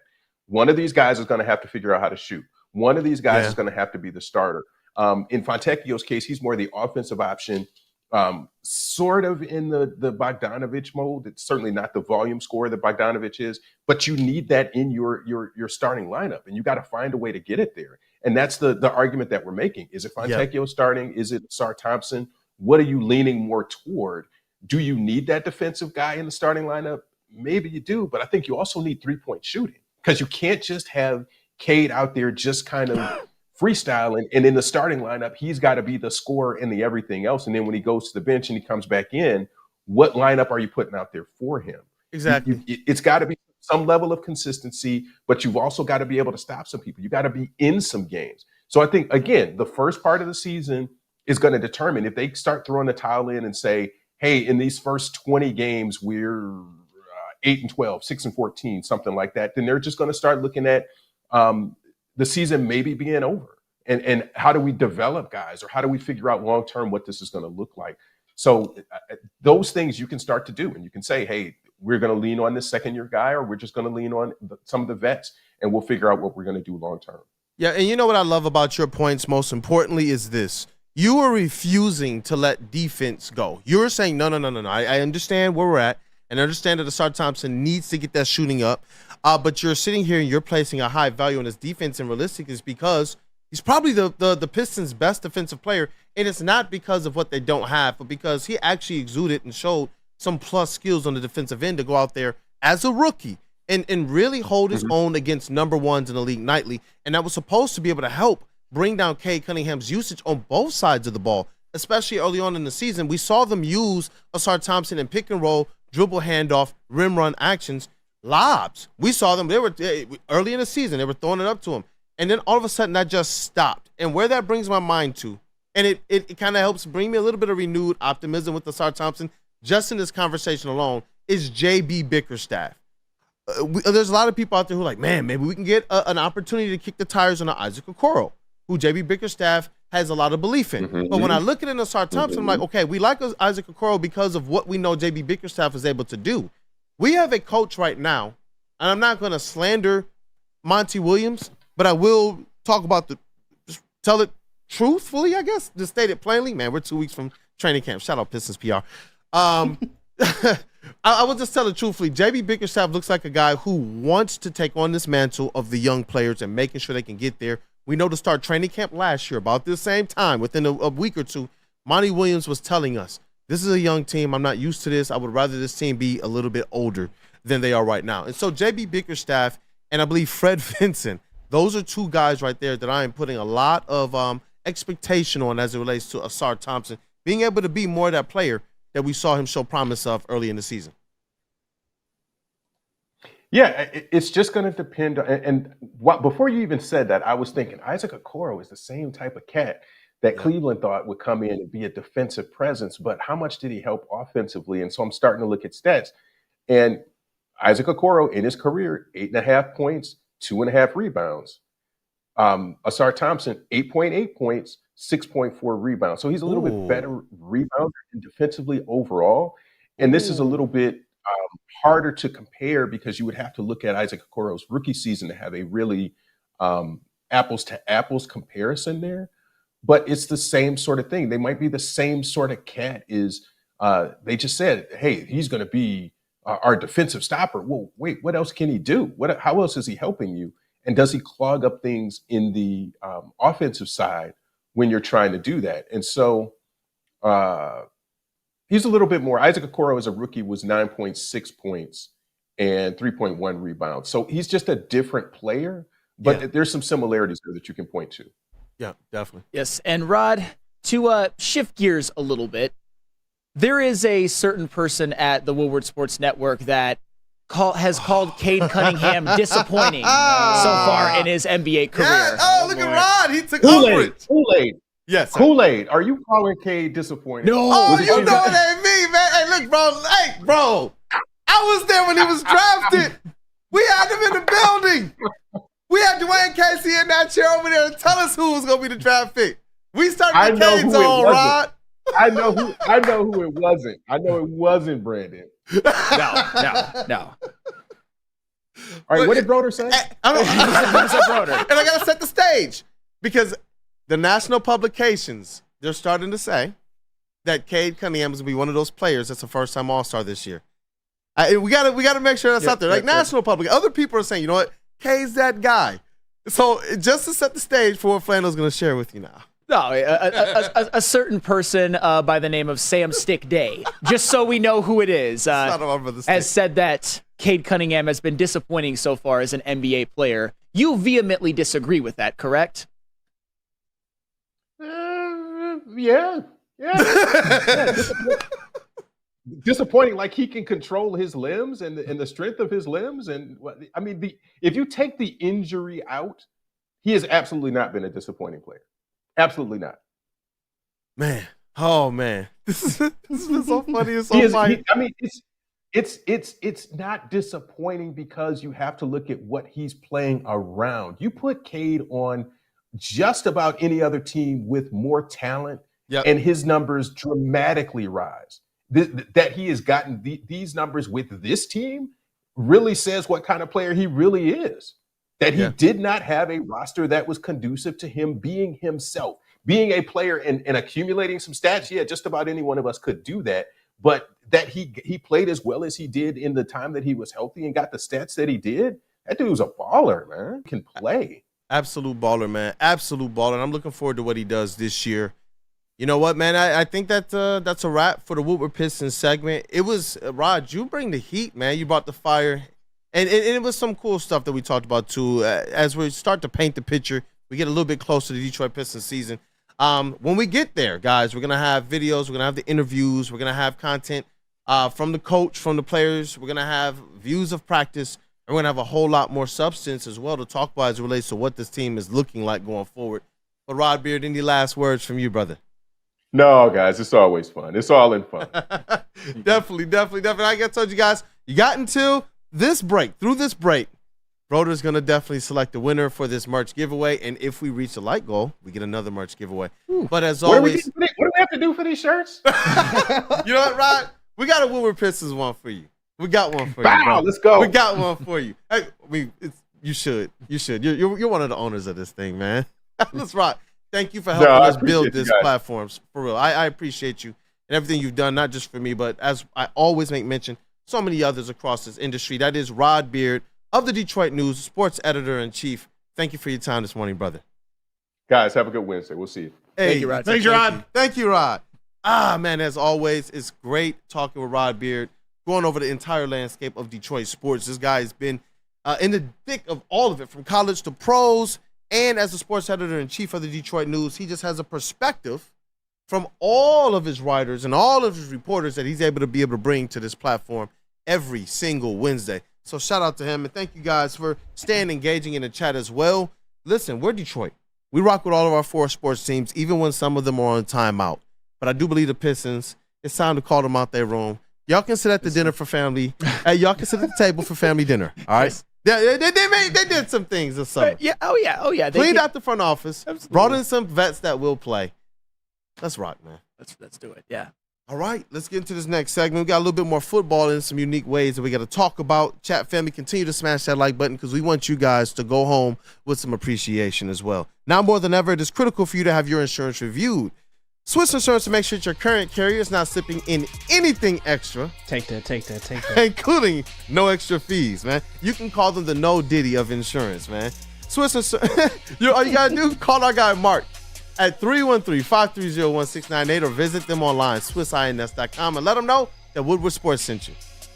Stop searching for a vehicle and start finding one. Les Stanford Chevrolet Cadillac makes it easy. We harness the power of multiple dealerships and own the biggest selection of GM brands in the area to get you the car you need. With the Les Stanford Group, you'll have access to 4 different dealerships, providing you with more makes, more models, and more choices. We're connected to more than 1,000 vehicles, and with so many high-quality CPO vehicles available, you'll find new car quality at pre-owned prices. You can start and end your search at lesstanford.com today.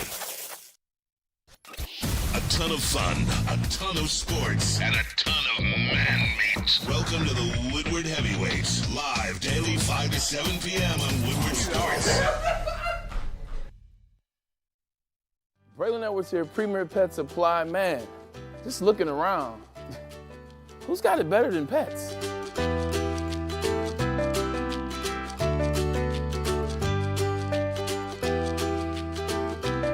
Come on, a baby stroller for Coda?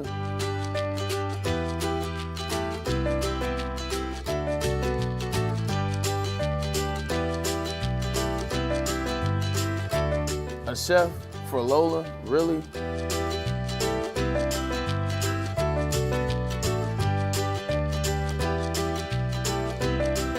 You don't have to tell me who the real boss here is.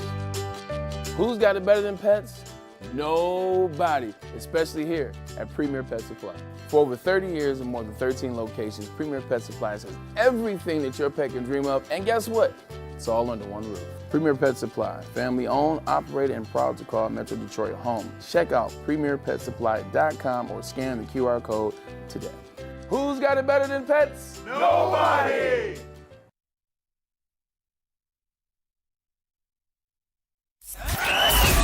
We are the network for Detroit by Detroiters. Welcome to the Woodward Sports Network.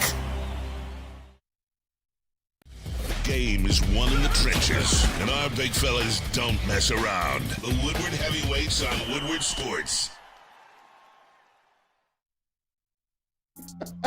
Let me tell you guys about our new sponsor, Caesars Sportsbook. Let's go. What if I told you if you could place any bet up to $1,000, and if you lose, you get every single penny back? You think I was crazy, right?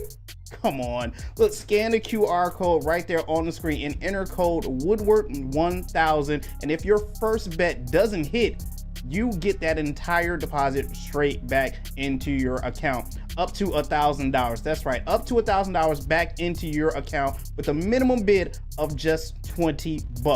Download the Caesars Sportsbook app today, the official sportsbook for us here at Woodward Sports. Use code Woodward1000 or just scan the QR code on the screen right there.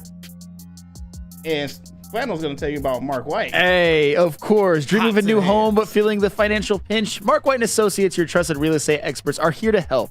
Mark White and his team will pay up to $5,000 of your closing costs. That's right, I said $5,000. Call Mark White & Associates today at 248-290-8242 or visit them at markwhitesells.com. Again, call Mark White today at 248-290-8242 to make your dreams come true.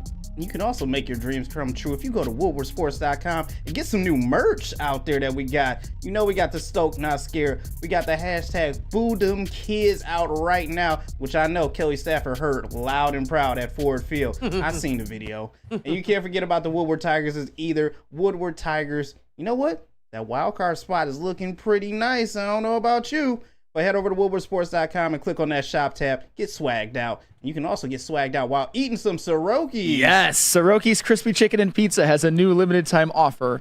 Just in time for this football season, Soroki's is debuting their fresh signature flavored wings Grab your friends, order a New York-style pizza, and add fresh wings for the games this weekend. Try one of their 7 different flavors, or you can go to their website at Soroki's.com. And we are back. We are back. It is Wake Up Woodward. It is a victory, a Lions victory week. Lions victory Wednesday. Got to celebrate it with the man, the myth. No, the man, the legend, the GOAT, Rod Beard, Detroit News Sports Editor-in-Chief.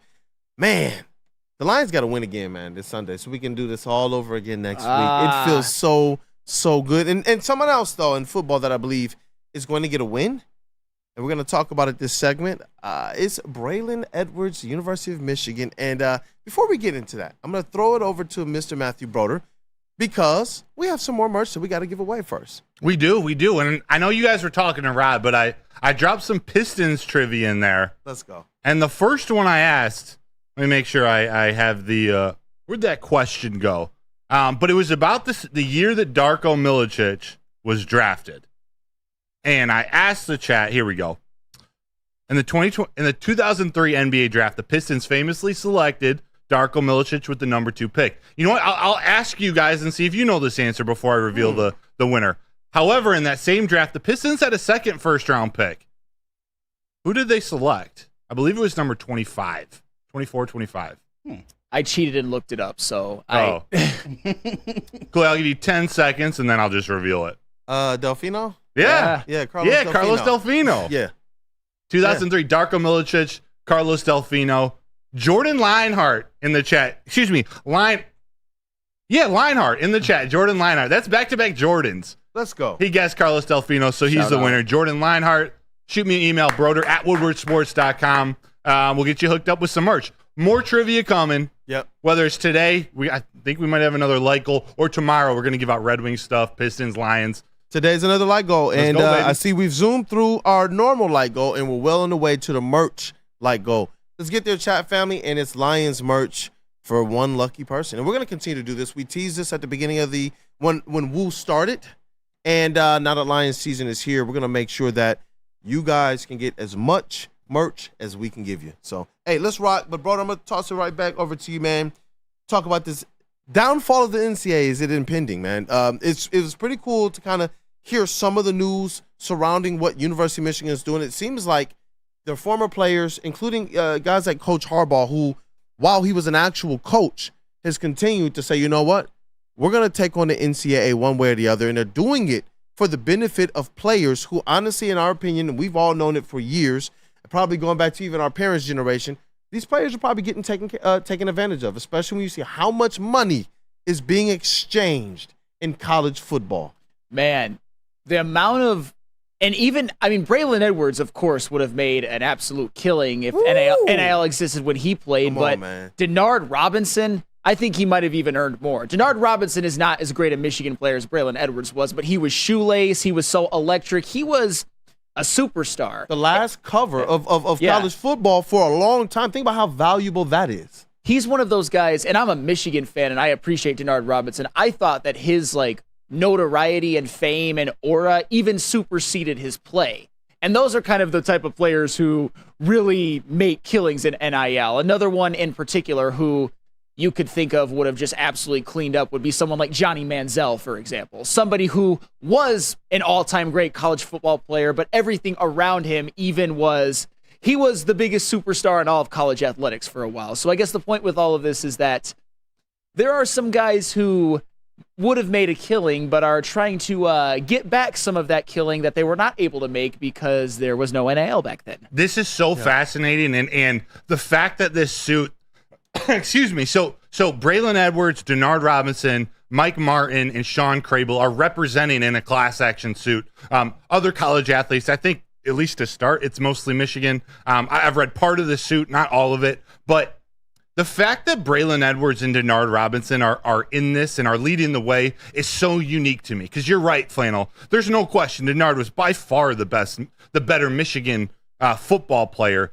But what's so unique about Denard, who had some good runs, like season runs, also some good highlight runs, he was the face of college football. Like you talked about being on the cover, his dreadlocks, his nickname Shoelace. Like, despite not having the huge success at Michigan, that era, Denard was the face. He was the face. There was just something so exciting about him. So when you think about jersey sales, when you think about highlights that the NCAA and the Big Ten put out for both those guys, they use, and this is what the suit's about. For Braylon Edwards in particular, the ones I remember, they use highlights of his 3-interception game against Michigan State. They use other highlights of big Michigan games throughout the years, using these players' name, image, and likeness for their benefit, for their revenue.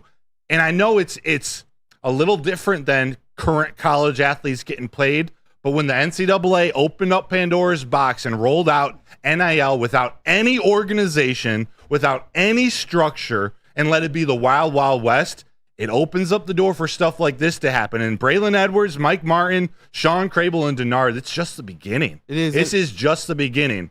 Think of Desmond Howard in the end zone with the Heisman pose. Yep.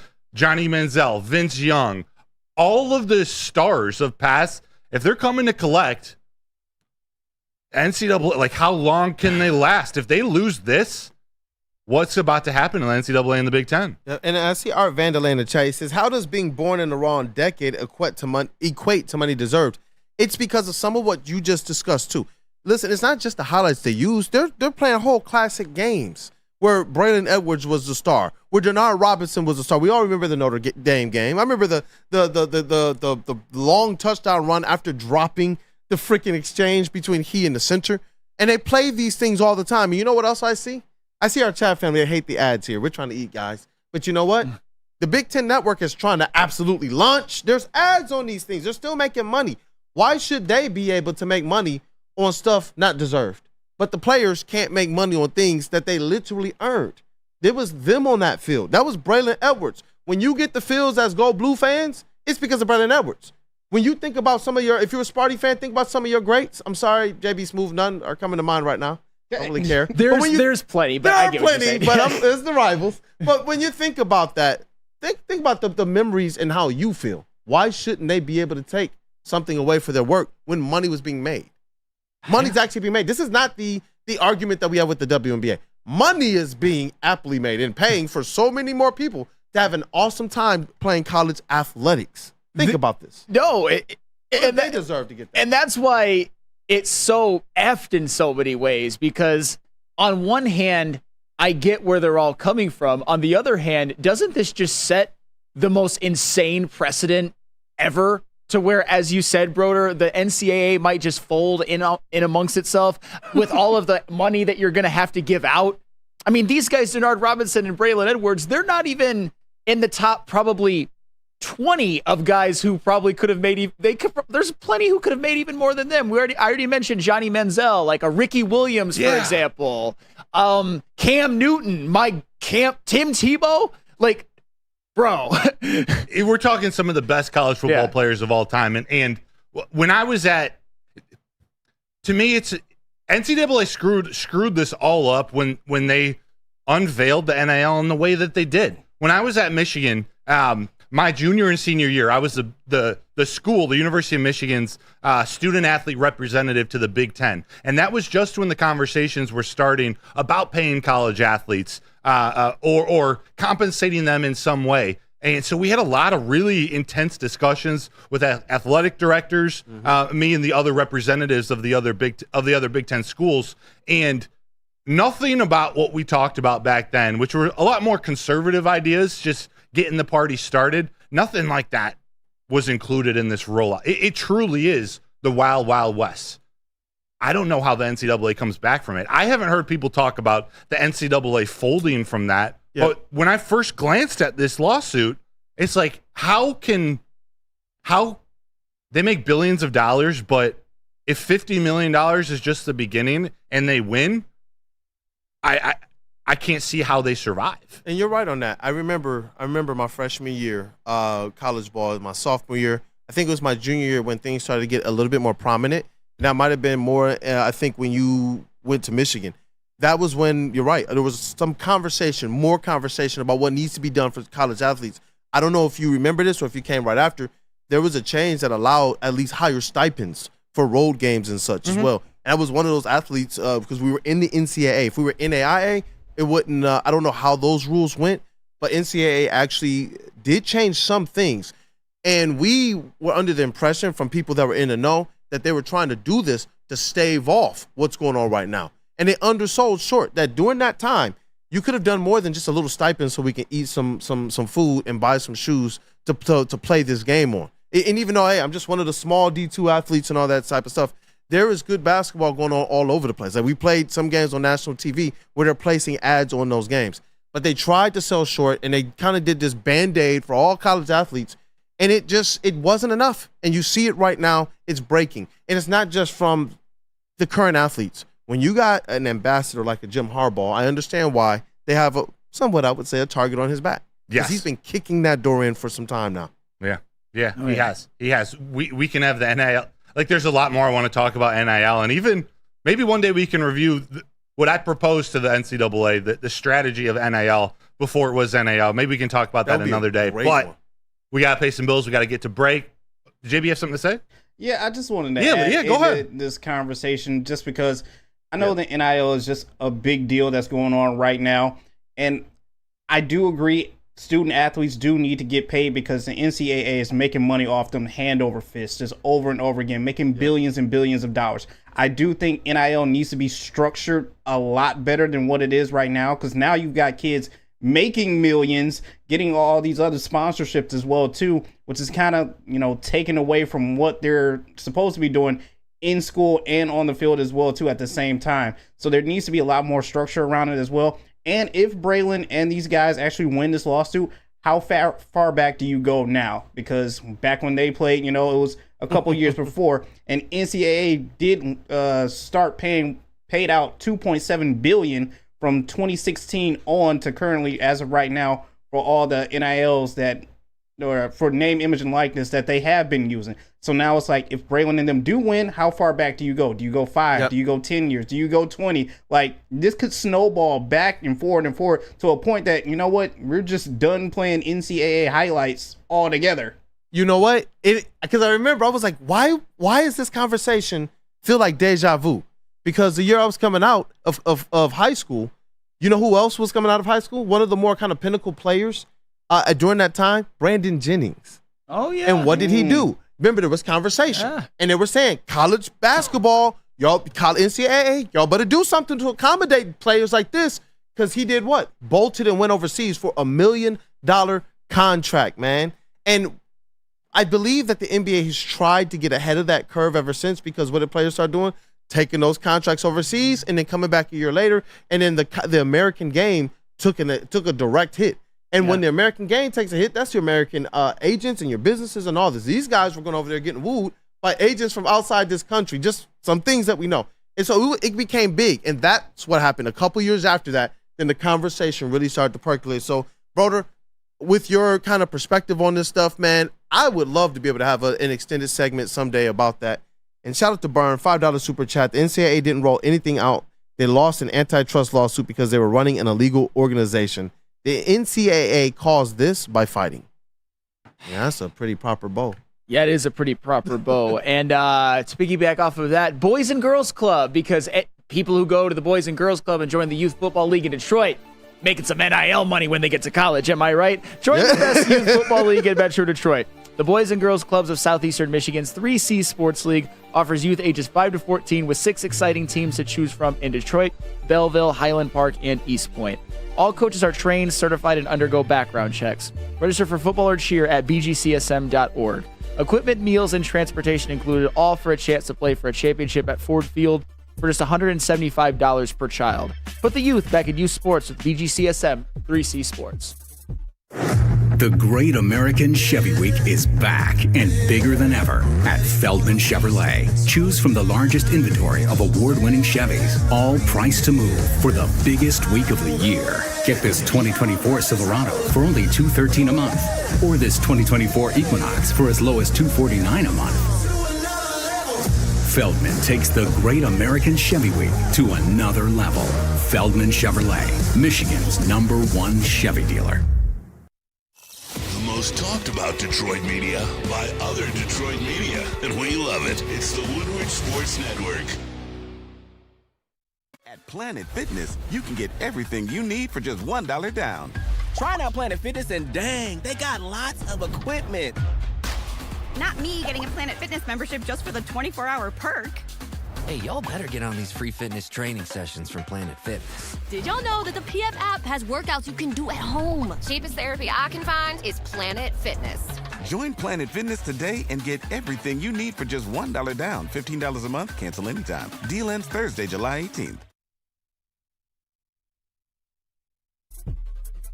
Hey, Detroit Lions game day means New Holland Brewing Company pairing up with Woodward Sports to bring you the watch party and the post-game show live at Hayes Social. Last year, you guys said you want to find a way to be a part of these watch parties because it was so epic and the season was storybook, and we expect it to be even better this year. So meet us down there, Hayes Social in Shelby Township, for the biggest watch party and post-game show in Metro Detroit. The big fellas, they're going live just before the game starts, and right after, you got to stay tapped in with Stick and Anton for the post-game show, giving you the instant reaction, and we take calls as well. It's just one big Detroit sports family reunion, man. Only on Detroit Sports #1 network, Woodward Sports, brought to you by Tangerine Space Machine, Taller, your local long drink, 1800 Tequila and Sabbath Coffee, as well as Soroki's. Oh, I can't wait for the Soroki's first down. And let me tell you guys something else. Attention sports fans. Don't miss out on expert sports injury insights with Dr. Jeff Pierce of Michigan Sports and Spine. Join Dr. Pierce every Tuesday during Big D Energy and every Thursday during Armani and Edwards, where he's offering you top-notch injury advice. Trust the guy that DMAC trusts. Dr. Jeff Pierce, he's here to keep you in the game and performing at your best. For more information, visit MichiganSportsandSpine.com or call 248-426-9944. And we're back. We are not going to delay it, man. Let's just get things sparking. Word to Dispo, JB Smooth. Let's do it. Now it's time for the most electrifying segment on the internet. Bum, bum, bum. It's What's Trending with JB. Live on Wake Up Woodward. Ladies and gentlemen, we talking about that main man, JB Smooth in the TD booth. Hey. Let's rock. What's going on, everybody? I got a couple videos here that I want to play for you guys, but first I got to start off with this. There's no real easy way to transition into this as well, but today we lost another legend. I know earlier this week we lost James Earl Jones, movie icon, but this morning a legend passed in Frankie Beverly. Oh, singer who is 77 years old, passed this morning. Man. And I know given today as well too, it's not the best of news, but it should be a celebration of the music that he has provided. And I know all of us here started our musical journey very differently. I know from my own perspective, dad with the record player in the living room. And, you know, a lot of these guys were, you know, on that list, just constant rotation, just playing around in my household as well too. But I got to give a shout out to him as well. An amazing musical career and journey that he's had as well as a musician. So just paying a little respect to him as well too. But like I said, there's no easy way to transition to that, but I just wanted to let everyone know and let everyone know that, hey, we're thinking about you, your whole family and everything. So let's move on to a little bit of lighthearted news. Broder, I'm about to show you the most amazing sequence in baseball you will ever know. Oh, talk dirty to me, JB. This dad catches the ball while letting the baby fall and not spilling his beer. No way. If you don't alert Child Protective Services, this is an amazing play. Like you can see the baby slipping off the little banister right there. See, athletes don't all have to look like Amon-Ra St. Brown or look like Aaron Judge. Like, look at this athleticism. We're talking hand-eye coordination. Was it smart to be holding a baby, drinking a beer, and go after the ball? No. But the athleticism is there. Epic. This is the epitome of not all heroes wear capes. Yeah. Factual. He didn't spill anything. Some wear caps. That is factual. Not all men wear capes. But you know what? Hey, man, you know what? Record my workout for me. What the dog? So cute. Oh, is he filming? What? Look at that content Look at creator. Dog. Record my workout for me, man. Hey, dog, contact me. We got taking internships right now on the social media. Seriously. Oh, my God. Seriously. Got Do that you dog clip in and him. edit? If you can clip and edit, hey, give us a call. Give us a shot. And as Broder said, the man does have that dog in him. Everybody is so talented, man. Versatile. That's a Dan Campbell man right there. See, look, Dan Campbell in dogs as well, too. Dan Campbell in dogs as well, too. I saw that picture. I think this one is a bullseye. I think this one definitely hit.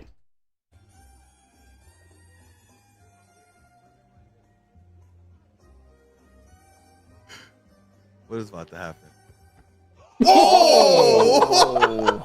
JB think he's slick. He always put me on screen. No, the only one with kids. When some kids are getting jacked up. What do you think that girl's thinking? What in the world? Why did That she was trying to win a prize. That's what she was thinking. But there were 3 kids in front of her. She's Get out the way. If they die, they die. Yeah, right. Oh my God, dog. She just totally took a kid out, man. Out of here. Get out of my way. That looked intentional, dog. Y'all know I be paying attention to. Look at her foot at the end, dog. That is directional, JB. That is direct. Play that one more time, bro. One more time. Shit, that was directional, dog. Her foot goes that way. Look at this. Get out of here, little kid. And no apologies whatsoever. Oh, man. Hey. I like the left leg, though. Not. Pause. Pause. You got to move on from that one. Yeah, let's just move on from that one. And finally, I will end what's trending with this. He failed to commit while also committing to fail. Oh, no. Oh. You can hear it. Oh, you can hear it. It happens every time people do this. That's so. There was a kid who died like a month ago doing this at some party. This is just so stupid. When will you learn? These are the same people that, give the Tigers trade deadline enough. That's facts. Wheezing. Oh my God. Yeah. That's crazy. Just painful. Just painful. But that's it for what's trending. Wait. What was that? What did I just hear? I think that was someone. Did y'all hear that? Over there, was it? Silent Mike. Welcome to the show, brother. I swear I heard your voice. You did. Look at that. We got Silent Mike speaking up here for the videos. Oh, that's how you know what's trending is elite content, JB. Elite. Smooth. Oh man. Dog, what a what's trending today, man. Great job as always, JB Smooth. Great job. Hey, y'all smash that like button for JB Smooth, and it can get you that much closer to some more merch today. Yes. But now also get those mailbag questions into the chat. It's time for the Feldman Automotive Mailbag segment. Absolutely. And since 1996, Feldman Automotive has been driven to provide a fast, convenient, and first-class car buying experience called the Feldman Advantage. With 18 locations, there's a Feldman dealership in your backyard. Visit feldmanauto.com to find the location nearest you. Feldman Chevrolet, Detroit's #1 Chevy dealer. That's right. Get your questions in the chat using hashtag Feldman Mailbag. You can copy it from my name right over there. Put it in caps so I can see it. Well, the first question going up to the desk. Ed O'Neill asks, Feldman Mailbag, after seeing how the Lions defense played in week 1, do you think they have what it takes to be the best defense in the NFC North? The Bears look damn good week 1. They had to put all the points, so yeah, they had to look good. That's fair. And we didn't see DJ Reader or Iffy yet. Yeah, they do. They do. Yeah. Especially with what they have coming back, 100%. It's going to be close. The Bears, I do think, are going to have a really good defense, but the Lions, with the talent that they have, and especially, like I said, with Iffy and DJ Reader coming back, it's possible. But they don't have to, by the way. Even if they don't, they're still winning that division. Yep. Shoot. By the way, John F. and Lord, I know you had a good one earlier. I can't find it in my notes. It's here somewhere. Put it in again. But Phil, Feldman Mailbag, how many wins for the Pistons this year, Kool-Aid? For the Pistons this year, minimum 28. Minimum 28. I want to see them at least go out there and double up. I do believe they have the recipe to get into that 30 range and compete for a play-in. And I know that sounds crazy. The only reason why I'm not going to say that that's the prediction is you got to see what this team does, the fabric of them through training camp. I've learned covering this team. You've learned a lot about their identity through training camp. I love figure that. it out. I love that. Burn, Feldman Mailbag. In hindsight, was the Rams win a must-win for Lions fan sanity? Yes. Specifically their sanity. Yes. What would happen if they lost? a bunch of outrageous takes. Yeah. Flannel is all of Detroit sports right now. All of Michigan. Fans. Yes. Goodness. I think I got asked out by Erica Stillwagon in Feldman Mailbag. That's a first. I like your last name. That's funny. Feldman Mailbag, who on defense for the Lions will shine? This is from William, by the way. I believe it's William Vanderswag. Feldman Mailbag, who on defense for the Lions will shine and who on offense will shine when we play the Bucs in week 2. And by the way, we're going to be talking Bucs tomorrow. We're going to get right into that preview. But for now, who do you think is going to shine? Offense and defense player. I think that Jameson Williams can have another good game. But honestly, I'm looking forward to another round of David Montgomery. Just being an absolute battering ram on offense. Defense, I think Aiden Hutchinson, a little bit different quarterback in facing this week that I believe he's going to be able to get to the ground. I think he's going to have a little bit opportunity, better opportunity to get at least 2 sacks this game. Please, Aiden Hutchinson, put Baker Mayfield on his ass multiple times because everybody knows I hate Baker Mayfield and I love Aiden Hutchinson. So make that happen. But if I'm being honest, I'm going to go the boring route. Hutchinson St. Brown. Love it. JB, I want to get your opinion on that one. An offensive and a defensive player, week 2, shining. I definitely got to agree with Flannel. I'm just sick of hearing about Baker Mayfield and how, he looks so much better with this Bucs offense this year. It's so great. Hutch, please shut him up, please. Just do it. Just shut him down completely. And then I got to go with Amon-Ra as well, too. You got the JMO game in game 1. I think Amon-Ra is going to be game 2. At least 100 yards, 2 tutties, at least in my opinion. Let's go. I love it. Laporta's going to cook, and Kirby's got another pick. Coming, William Turnbull at Feldman Mailbag. At the game of the year, does MSU beat Boston College? We'll leave that he said it. For Mr. Sparty. You know what? All it takes is one. Shout out to Dante151 for that video. All it takes is one. And I think they got some momentum rolling. So stay tuned for my picks on Friday. But I'm leaning Michigan State. Just saying. Ooh. I dig that. I just had one shoot where to go. My guy, Big Show picks. Feldman Mailbag. Who has the better wide receivers game this weekend? Detroit wide receivers or Tampa Bay wide receivers? Mike Evans looked damn good. Yeah, that's a good question. But great question. If Amon-Ra St. Brown is gonna bounce back as JB and Flannel are predicting, then I'm bullish on the Detroit Lions wide receivers.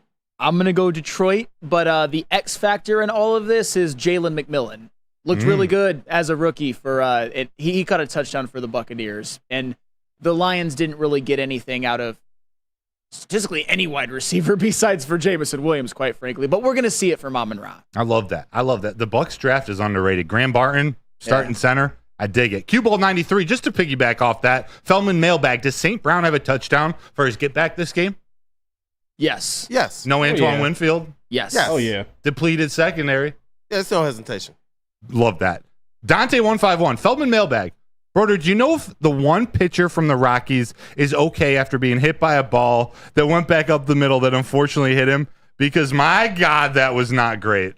He got hit right in the cojones. I think he's okay. I don't know for sure. I do know that doesn't feel good. Or can assume that doesn't feel good. Yeah. Rest in peace to pitchers' balls, the ones without the seams.